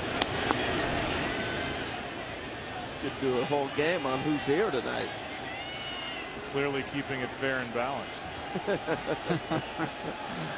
It's a good one. Darno tonight. The ground out, a pop up. 0-1. Strike 2. You know, Darnell's caught a lot of innings. Go back to the 14-inning game. He caught that whole game and then came back the next day and caught. Said he was strong, but eventually you think that's going to affect him a little bit. And the first thing to go is your legs, and that's what you use with your balance to be able to hit. So if you see him suffering a little bit on the offensive side, that might be why.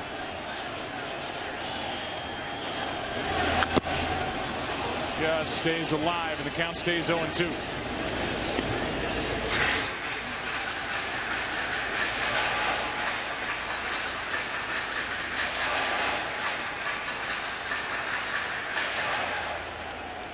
Halloween in Queens. Good game here at Citi Field. 3-2 Mets on top, trying to even this World Series. That's on the outside corner, 2 down. And that will bring in the rookie who has had a big, big night.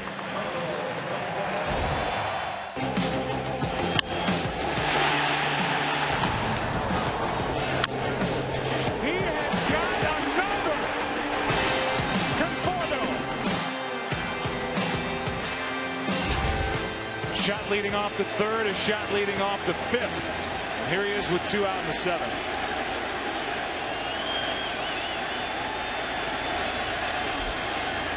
Our buddy Tony Kubek on that list in 1957. Andrew Jones back in 96 at the old Yankee Stadium. Kenny, what's up? Joe, some amazing notes on Conforto's second homer, the one off lefty Danny Duffy. It was the first home run Duffy allowed to a left-handed hitter since August 27, 2011. And that left-handed hitter was none other than Jim Thome. It also was Conforto's first career homer off a lefty. Keep in mind, he's only a rookie. He only had 19 career plate appearances against left-handed pitching coming into this game, 4 in the postseason. Put it all together, not bad for a kid the Mets drafted out of Oregon State with the 10th pick of the 2014 draft. Yeah, that's last year. And here he is in the World Series 2015. A 1-1. 2-1. Tell you what, 2 home runs already. It takes me back. Reggie Jackson. Remember when Reggie hit 3 here in New York? 3 home runs in a World Series game. So Pablo Sandoval did that a couple years ago, right? The Panda. Pujols as well. Conforto was looking for number 3, and he came up empty, 2-2. Ryan Madsen, really good stuff tonight. 11, 12 mile an hour separation between that heater and the changeup, keeping it down. This kid Conforto played in the Little League World Series as an 11-year-old, in the College World Series, and now in the Big Boy World Series. It's a full count. Yeah, he's had a nice little run through things. His Redmond, Washington team representing the Northwest in the Little League World Series. 2004. Randall Grichuk and him hooked up in a game in Williamsport. Madsen trying for a perfect 7th. He's done it. He has Conforto chasing it. Back-to-back strikeouts to end the 7th. 8th inning rolls in game 4. Royals will back down by 1. Some changes for the Mets. Juan Lagares comes off the bench to take over in center. That kicks Cespedes into left. Conforto is finished for the night. And the 5th pitcher for New York is Tyler Clippard. His numbers this postseason, top of the order for the Royals. Strike 1. You talk about a short leash. Clippard walked in from the bullpen, and when the door opened, Familia got up right behind him and started to get loose.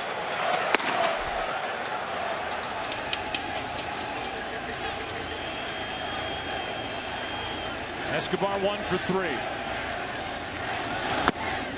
He went around, strike 2.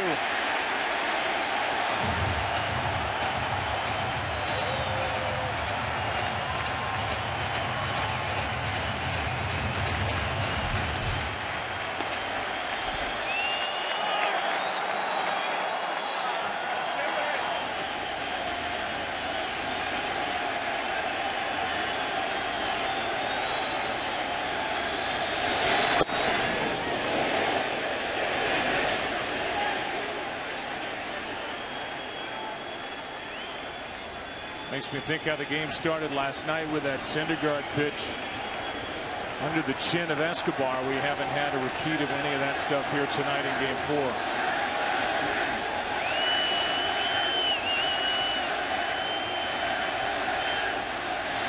Now a 1-2 pitch to Escobar.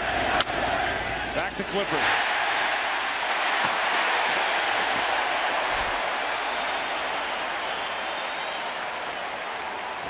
Chevrolet and MLB are teaming up to support youth baseball. This year's MVP will receive a Silverado full of baseball equipment to donate to their local youth league. Who wins the MVP? Who knows at this point? Keep watching to find out. Prior to tonight's game, Major League Baseball celebrated its youth baseball initiatives. Representatives of championship teams from Cleveland, the Dominican Republic, and Miami were honored for RBI. Reviving baseball in the inner cities. One out, nobody on. Here's Zobrist, who has a double. Ball one, and just to finish, also on hand were Players of the Year from MLB's Urban Youth Academies, along with the USA Baseball 18 and under national team, which in September won the WBSC Baseball World Cup in Japan. Here's a 1-0 to Zobrist. 2-0. You know, this is that time where you've seen Clippard before. Zobrist had a nice take on the 1-0 changeup. On the 0-0 changeup, the first one he saw. Then right there, 1-0. Just being able to recognize that arm angle and the arm speed again. Here's a 2-0 to Zobrist. On the inside corner, 2-1. We saw those doubles. Another one tonight for Zobrist. To get another one, he'll have to use the lines because of that outfield defending the double. Trying to keep him off second base if he does put the ball in the gaps.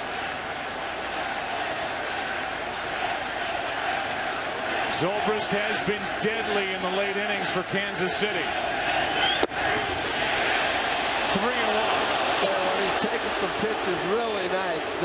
The changeup that was called a strike that he laid off is one Clippard wants to get you to roll over. This ball off the edge, not offering. Seeing the ball really good right now.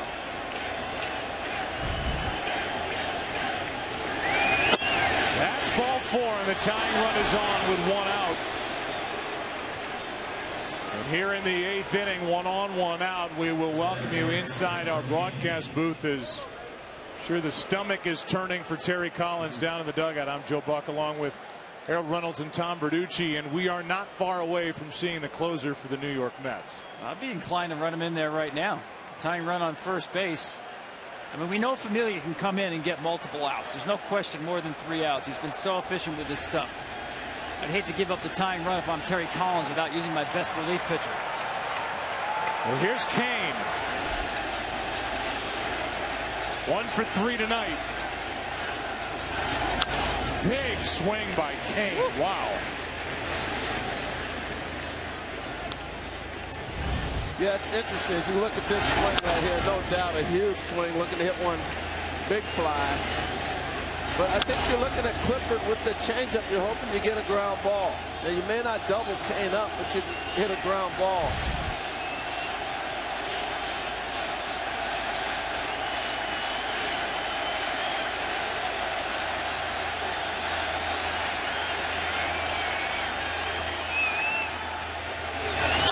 Big swing again by Kane, but now he's in the hole 0-2.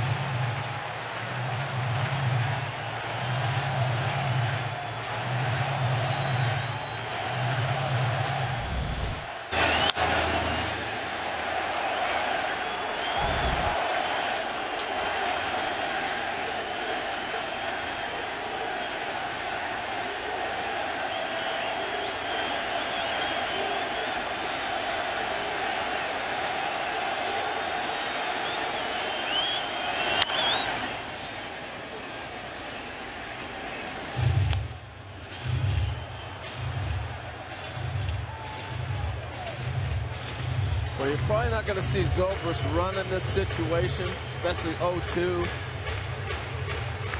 Clippard gets the ball to the plate fairly decent. Maybe if it goes 1-2 and you're guessing on a changeup, you might see him move, but Right now, I would doubt it. Tying run at first, 1 out here in the 8th.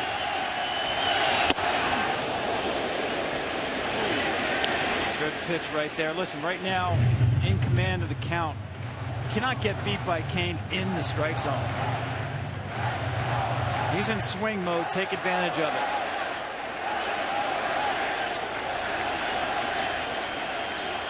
Just a little throw over to first base just to see what Zobrist is doing in this situation.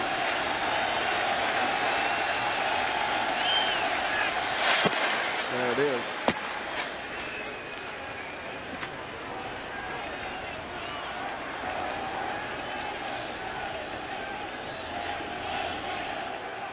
When they throw over like that, all the bench is doing, bench coach Bob Guerin, all he's doing is watching the base runner. Did he lean or did he not? Now, to be able to steal this bag, he's got to get out about 12 feet. He's not got that big enough lead, I don't think, to steal a bag here. Changeup fouled back. StatCast powered by Amazon Web Services. You look for all those things on the bench. How big a lead is he getting? Does he extend it a little bit further? And now you think he's running. So as a base runner, you got to get the same lead, give them the same look every time.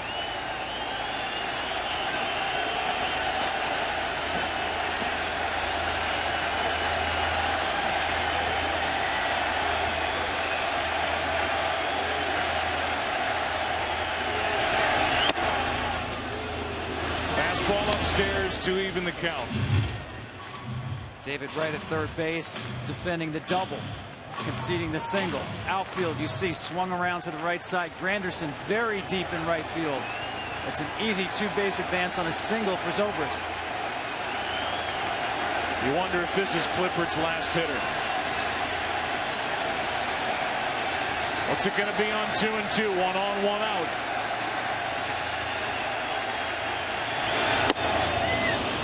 Full count. Will he be off and running is the question. As much contact as they make, I'd be surprised if he's not. Clippard does have a deliberate delivery. You get a good jump. Here's where the cat and mouse comes in. You throw over. The power of Familia getting ready. But right now it's the power of Kane against Clippard. That's ball 4, and it's 2 on with 1 out. Back-to-back walks by Clippard. And we'll see if it's time for Familia. Here comes Terry Collins. Yeah, I think it's past time.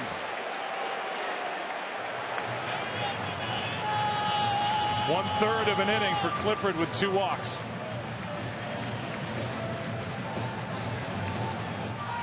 And here comes number 27, the closer for the Mets.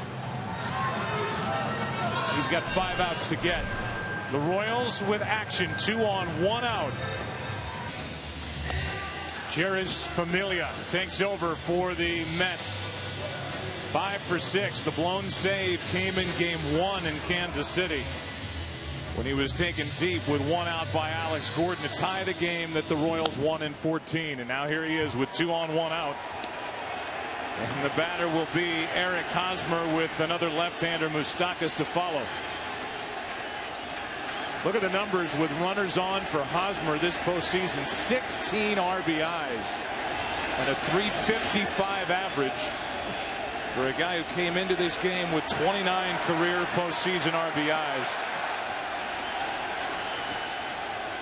I mean, this is a man who knows how to produce a run. Big reason for that, Joe. He stays up the middle. He does not get big in these situations.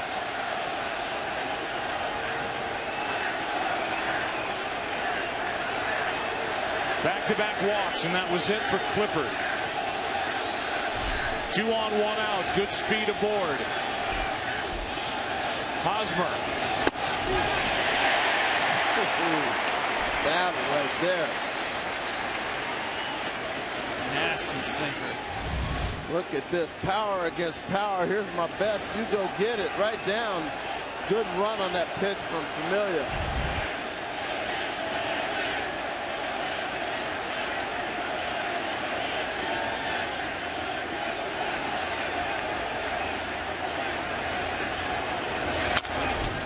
Chopper on the infield. Can't turn toe. Murphy boots it. In to score is the tying run, Zobrist. And this game is 3-3 in the 8th.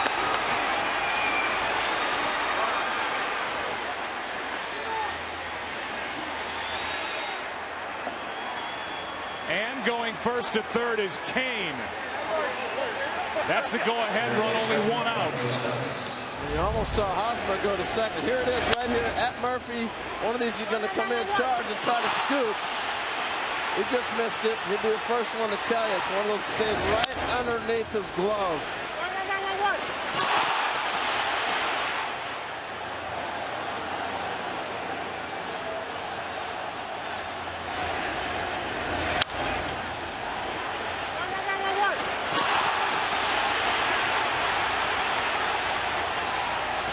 I don't know if he was thinking, how am I going to transfer this ball to throw to first? Am I going to scoop it out of the glove and flip it to him, or am I going to come forward, take another step, and throw it? Just put it in play. That's what the Royals do. An error by Murphy. The game is tied, first and third, only one out, and the batter is Moustakas.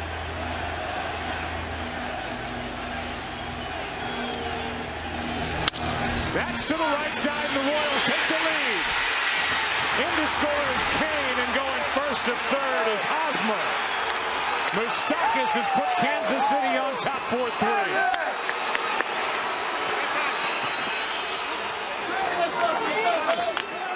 Give them an opening, and they come storming through.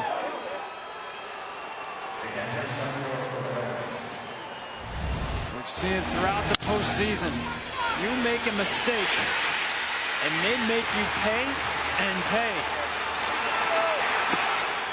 And they continue to set up holes in the infield by going first to third and just continually putting the pressure on you.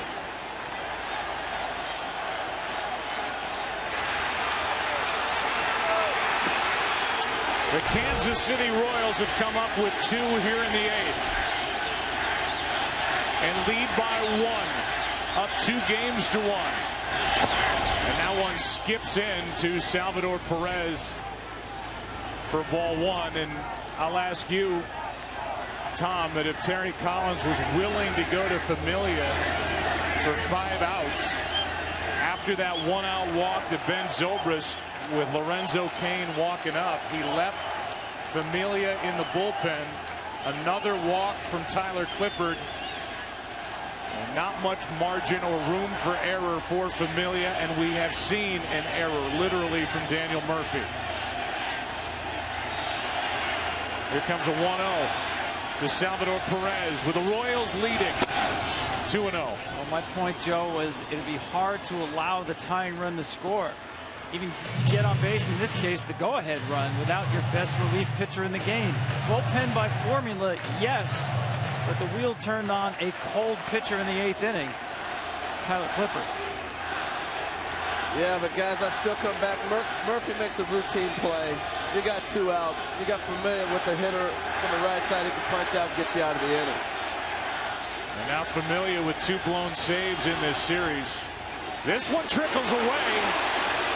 And coming down the line was Hosmer. He was thinking about continuing to the plate as Duda went after it. Rains and pours. Just play a little catch right now. They just need to catch a baseball. We watched 2 pitches to Darnell that he didn't handle. And the throw over to first, Duda drops. It's just ugly baseball for a moment here. Now a 2-0 pitch from Familia. 2-1.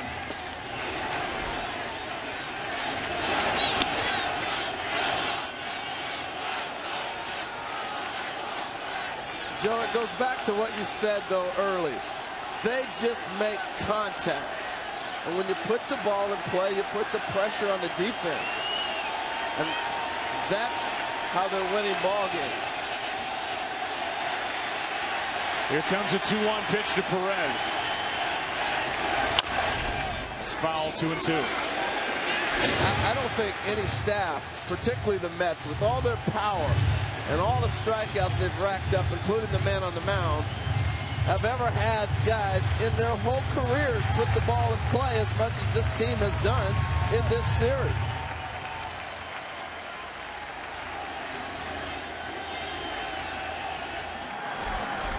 Now Wade Davis is ready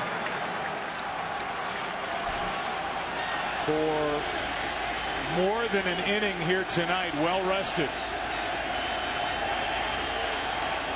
Here is a 2-2 pitch now to Perez. That's into right field. That ball's going to get down. Another run scores. That's Hosmer going to third as Moustakas. It's 5-3. And Salvador Perez has his third hit of the night, his first RBI. And Joe, the first to third again. This team is something. First to third, another 2-strike hit.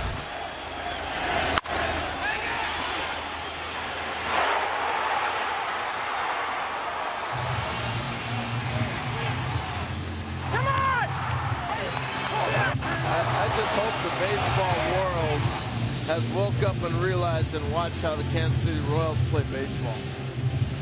They don't live for the homer. If it's there, we'll take it. But if not, we're going to put the ball in play, and we're going to make you catch the baseball to beat us. Salvador Perez with a big night tonight, 3 out of 4. This RBI makes it a 2-run game, and those who are here representing Kansas City, whether it's player or fan, they're having all the fun now here in the 8th. Still only 1 out, and again, as Harold said, first to third as Moustakas took that trip on the hit by Perez.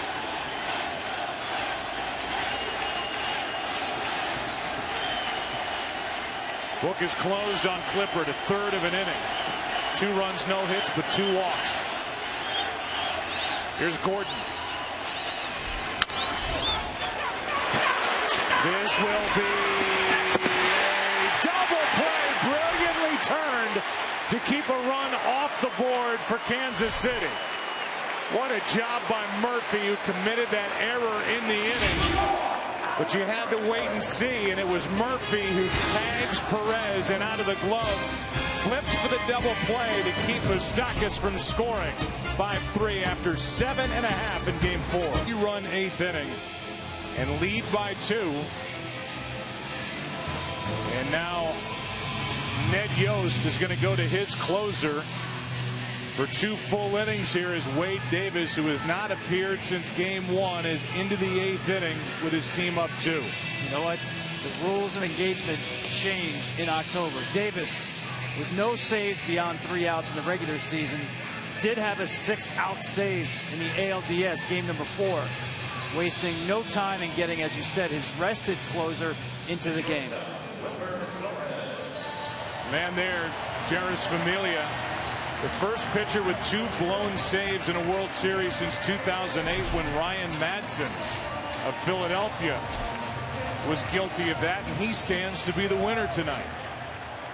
Paulo Orlando takes over for a defensive upgrade in right. And Wilmer Flores, Juan Lagares, and Curtis Granderson will be the hitters against Wade Davis. Ball 1 down.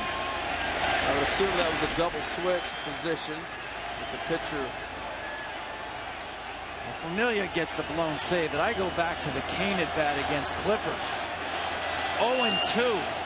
Clippard had Kane 0-2, and Kane made him throw 6 pitches and drew the walk, and then the closer comes in the game.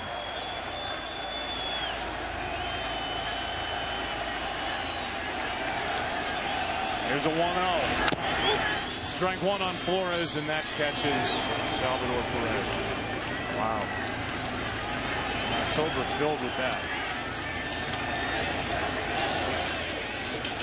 Kind of right in the neck, huh? And he's going to get looked at.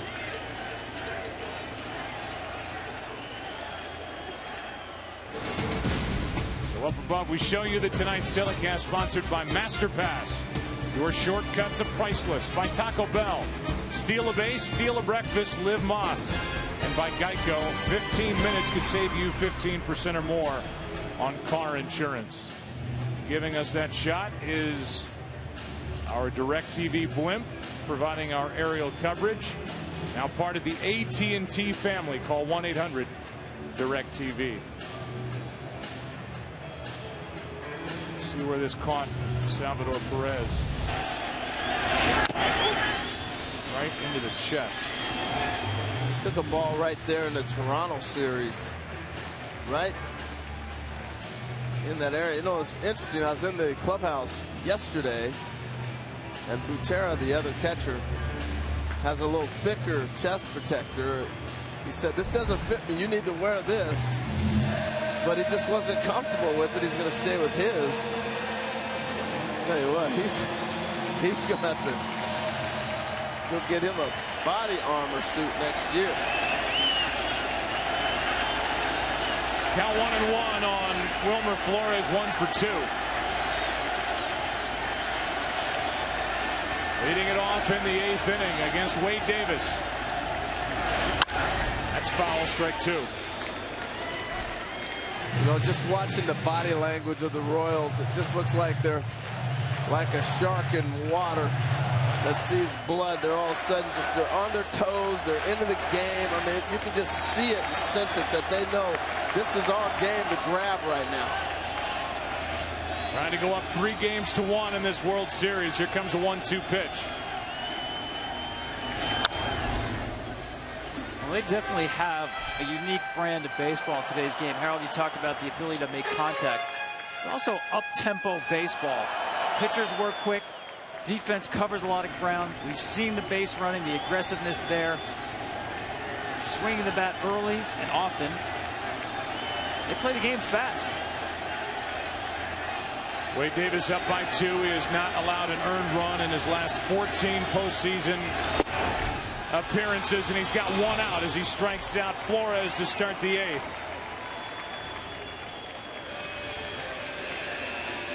One down, and instead of Lagares, it will be Kelly Johnson.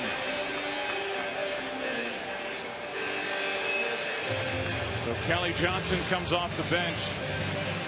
There is action for the Mets out in their bullpen. This is the worst situation for Terry Collins. Not only is Familia unable to maintain the lead, the error a big part of it, but now he doesn't want to, with a game tomorrow night, stretch out Familia where he wouldn't be available.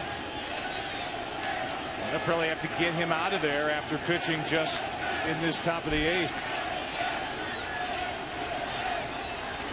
Johnson, strike 1. No, you're right, Joe, and that's a great point. You still have another game you have to play. You got to continue to manage the series. That's why you got to make the move. Daniel Murphy with a big error in the top of the inning. Here's one into right. Over to get it is Orlando, just into the game. 2 out. And the batter will be Granderson. You know, the only way Familia goes back out to the mound if somehow they tie the game or, of course, take the lead. You cannot have your closer go back out there down 2. Meanwhile, the Kansas City closer, Joe, I mean, I don't know how anybody hits the guy. He has 3 complete wipeout pitches. The fastball, the cutter, the curveball.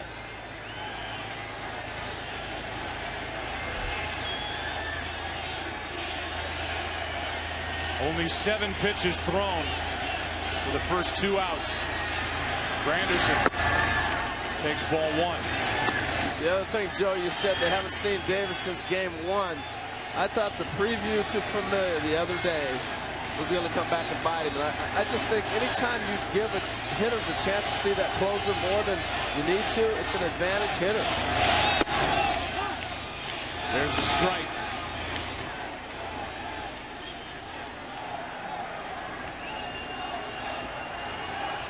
Steven Matz, the starter, he was in line for the win. If the bullpen could hang on, the bullpen could not. That's a strike on Granderson, 1-2. And Tom, that's to your point right there. Back-to-back sliders, just devastating. Painting it on the corners, tough to pick up.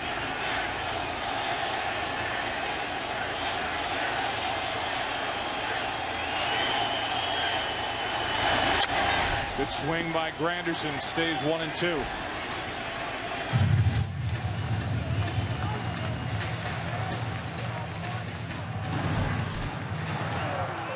David Wright on deck. Big Bats will bat again for the Mets before the end of this one.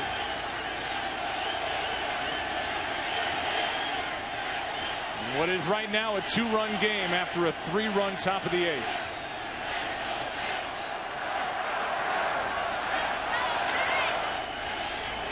The 1-2 to the right side. Zobrist makes the play to his left, sending game 4 into the 9th inning.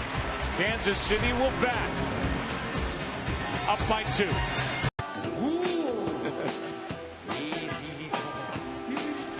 This was a party here into the top of the 8th inning at Citi Field, but the Royals took it to them. 3 runs in the top of the 8th with an error by Murphy mixed in. And now Robles is into the game with Kirk Neuenhuis in defensively in center. There's Neuenhuis, who will bat in the 7th spot. The pitcher back in the number 9 spot. And that pitcher is Hansel Robles. He'll quick pitch you too. First up is Paulo Orlando. 1 ball, 1 strike. Joe, the biggest story coming into this series, of course, the Mets' young guns, the starting pitchers, against this deep Kansas City lineup. But the subtext, and the Mets were concerned about this, because the Royals put the ball in play, the interior defense of the Mets. Not very athletic, not a lot of range.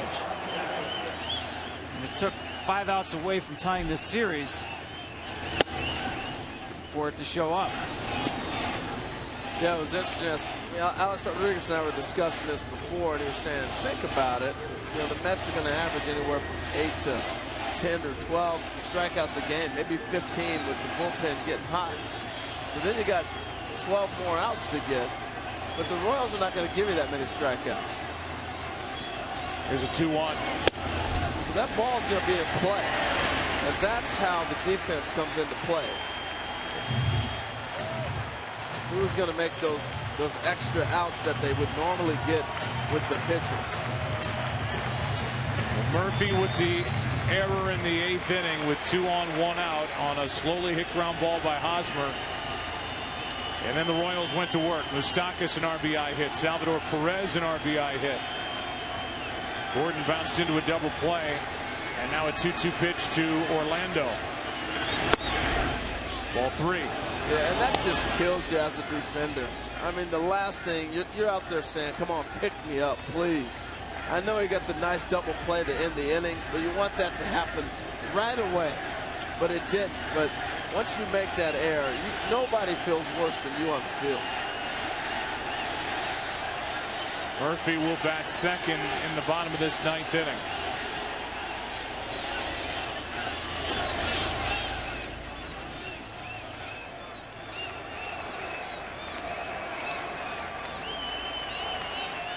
Inning 7 on for Kansas City this postseason. They're hitting .339 and they've scored 44 runs. That's strike 3. So the Royals have scored more runs from the 7th inning on in the postseason than they have from the 1st through the 6th. You know, that to me is a tribute to how they play. They don't ever quit. They keep coming at you, and they always think they got a shot. And that's while allowing only 11 runs. I'm telling Wade, Dave, I'm going to take sign every pitch right here. He's barely in the batter's box. He's 2 for 8, in case you're wondering, in his career swinging it. Yeah, he's been a starter in the past, so this isn't your traditional bullpen guy who's never got the swing. But I hear you, Tom.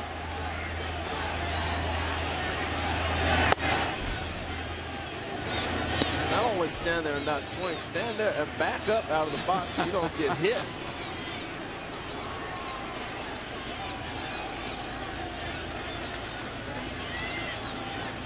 One out, nobody on. Strike 2. It'll be the 2, 3, and 4 hitters, the first 3 For the Mets in the bottom of this ninth inning, Wright, then Murphy, then Cespedes. You don't want him on base. That's the bottom line. Taking all the way, 2 out. Now go sit down and relax. A lot of people who like the DH are going, see, that's why. That's why you need a designated hitter. I hear it echoing right now. Like Ned said, good eye up there. Yeah, that a boy. Way to follow instructions. Strike 3 called, and then just goodbye. I'll go do my real job next. So with 2 out, nobody on, here's Escobar. Ball 1 from Robles, who is the 7th pitcher of the night for the Mets. He just looks nasty to face. It seems like he's going to hit somebody every time he delivers the ball.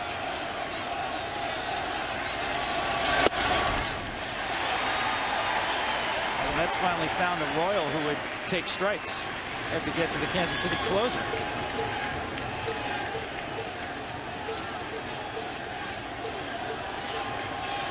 Game is a long way from over. The Mets, as it stands now, will need just one base runner to have a chance in the bottom of the inning if Robles can keep it a 2-run game. That's ball 2. Well, and they're set up nicely. You know, you go Wright, Murphy, Cespedes. You got the middle, the heart of that order that can do damage. So you're set up nice with the hitters you want to come up with a chance to tie this or win it. But Wade Davis, he knows how to get the last 3 outs.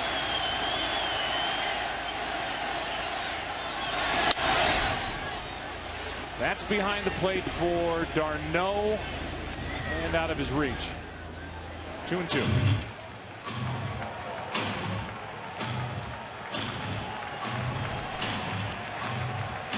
They read my mind in the truck tomorrow night. It's Edinson Volquez, back from the Dominican Republic after losing his father the day he took the ball in game 1 against Matt Harvey.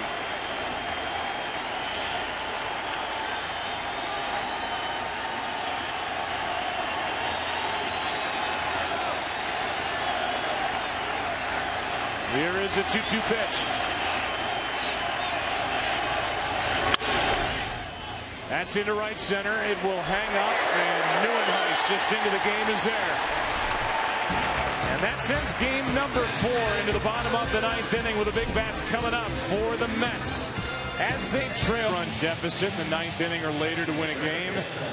That was the Cardinals game 6, the last to do it in 2011 against Texas. Meanwhile, the guy trying to prevent that is Wade Davis, who only one time all year allowed 2 runs. And that was August 13th against the Los Angeles Angels of Anaheim. And now in the bottom of the 9th inning, it's David Wright, Daniel Murphy, Yoenis Cespedes. Good big bats for the Mets down 2. Their mission, get Cespedes to the plate with a runner on base. David Wright is 1 for 3 against Wade Davis. The 1 hit, a home run. The 1 through 6 hitters tonight for the Mets have 1 hit. And that belongs to Granderson back in the 5th. But Wright 0 for 2. Murphy 0 for 3.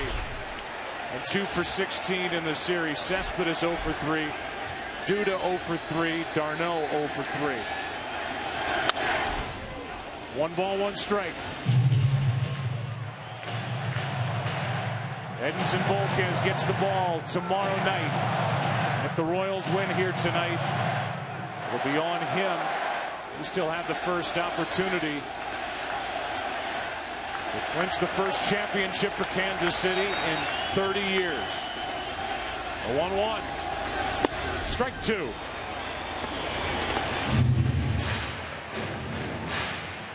This is where it gets tough. Now you get the slider on the outside corner. You fall behind this guy. He's got so many weapons to get to you. That's why it's so hard to get to him. Here comes a 1-2 pitch. Too far outside. 2-2.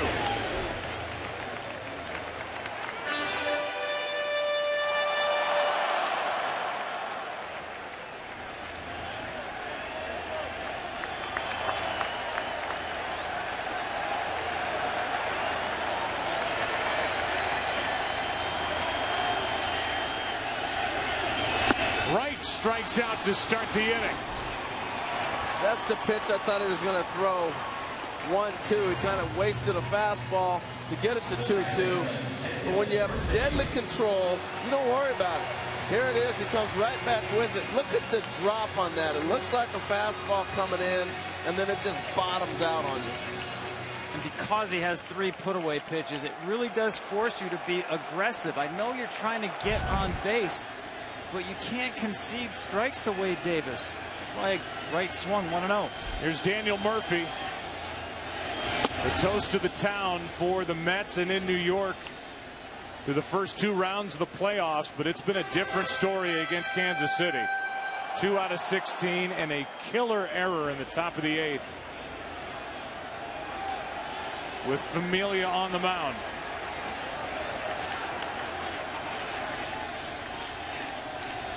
Here's a 1-0. 2-0. What they've done to take away his power is show him the ball inside.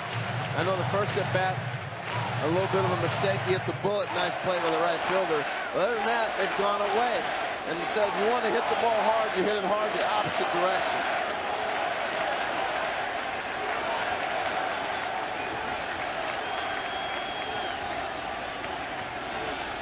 A 2-0. 2-1. Yeah, nasty little slider outside corner. Dirty, man. Just filthy to hit. I like Moustakas at third base, still honoring a bunt here. 2-2. And now he can retreat.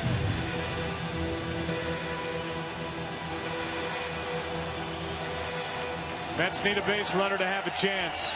Wade Davis doing his usual work here in the 9th after a perfect 8th.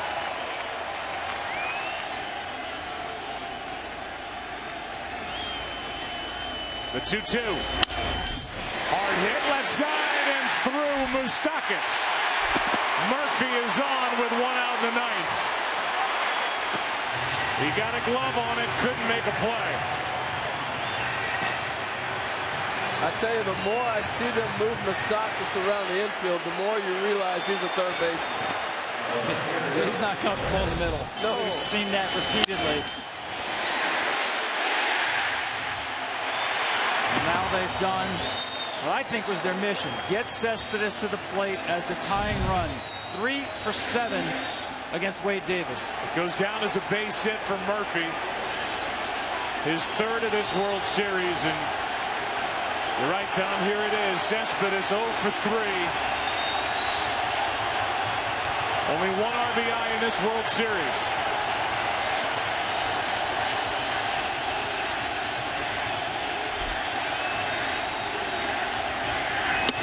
Picked up minutes before the deadline from the Detroit Tigers by Sandy Alderson, and when he came to the Mets, everything changed offensively for New York.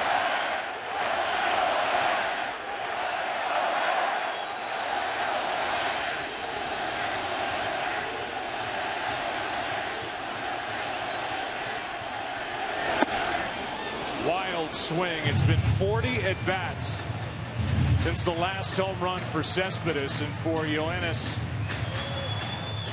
last 28 games with the Mets, he hit just .225, 2 home runs, the 10 RBIs after just going off. 17 home runs over his first 41 games. He's trying to find his stroke again. The 1-1. That's into right, a base hit. Murphy will hold at second, 2 on, 1 out. Tying runs are on.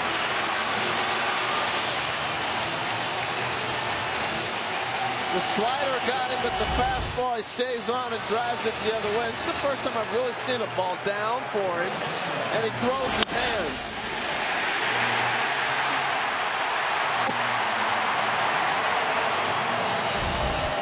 And now it's Lucas Duda. Winning run at the plate.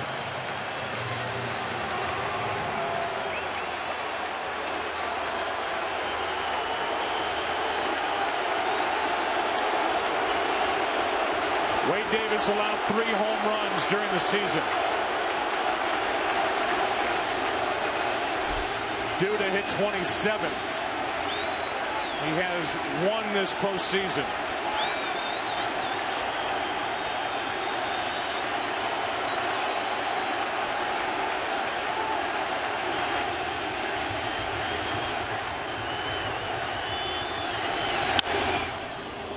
Strike 1.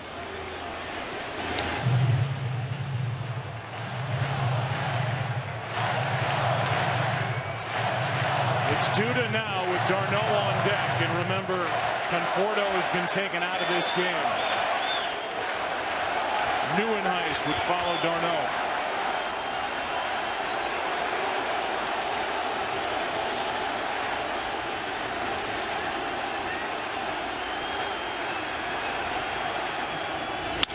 Broken bat, that is caught. Going off the back is Cespedes, and the game is over. Yoenis Cespedes just took off, and he's doubled off on the soft line drive, and now the Royals are 1 win away from a World Series championship. Final tonight, 5-3 in a 3-hour, 29-minute game. And the game ends on a base-running mistake. Yeah, 2 big errors tonight. 1 physical, 1 mental right there that really kind of did the Mets in. The Murphy ground ball that he kicked, and right there, Cespedes on the ball. You have nowhere to go. It's in front of you. Trail runner. Game turned on a mistake, ended on a mistake.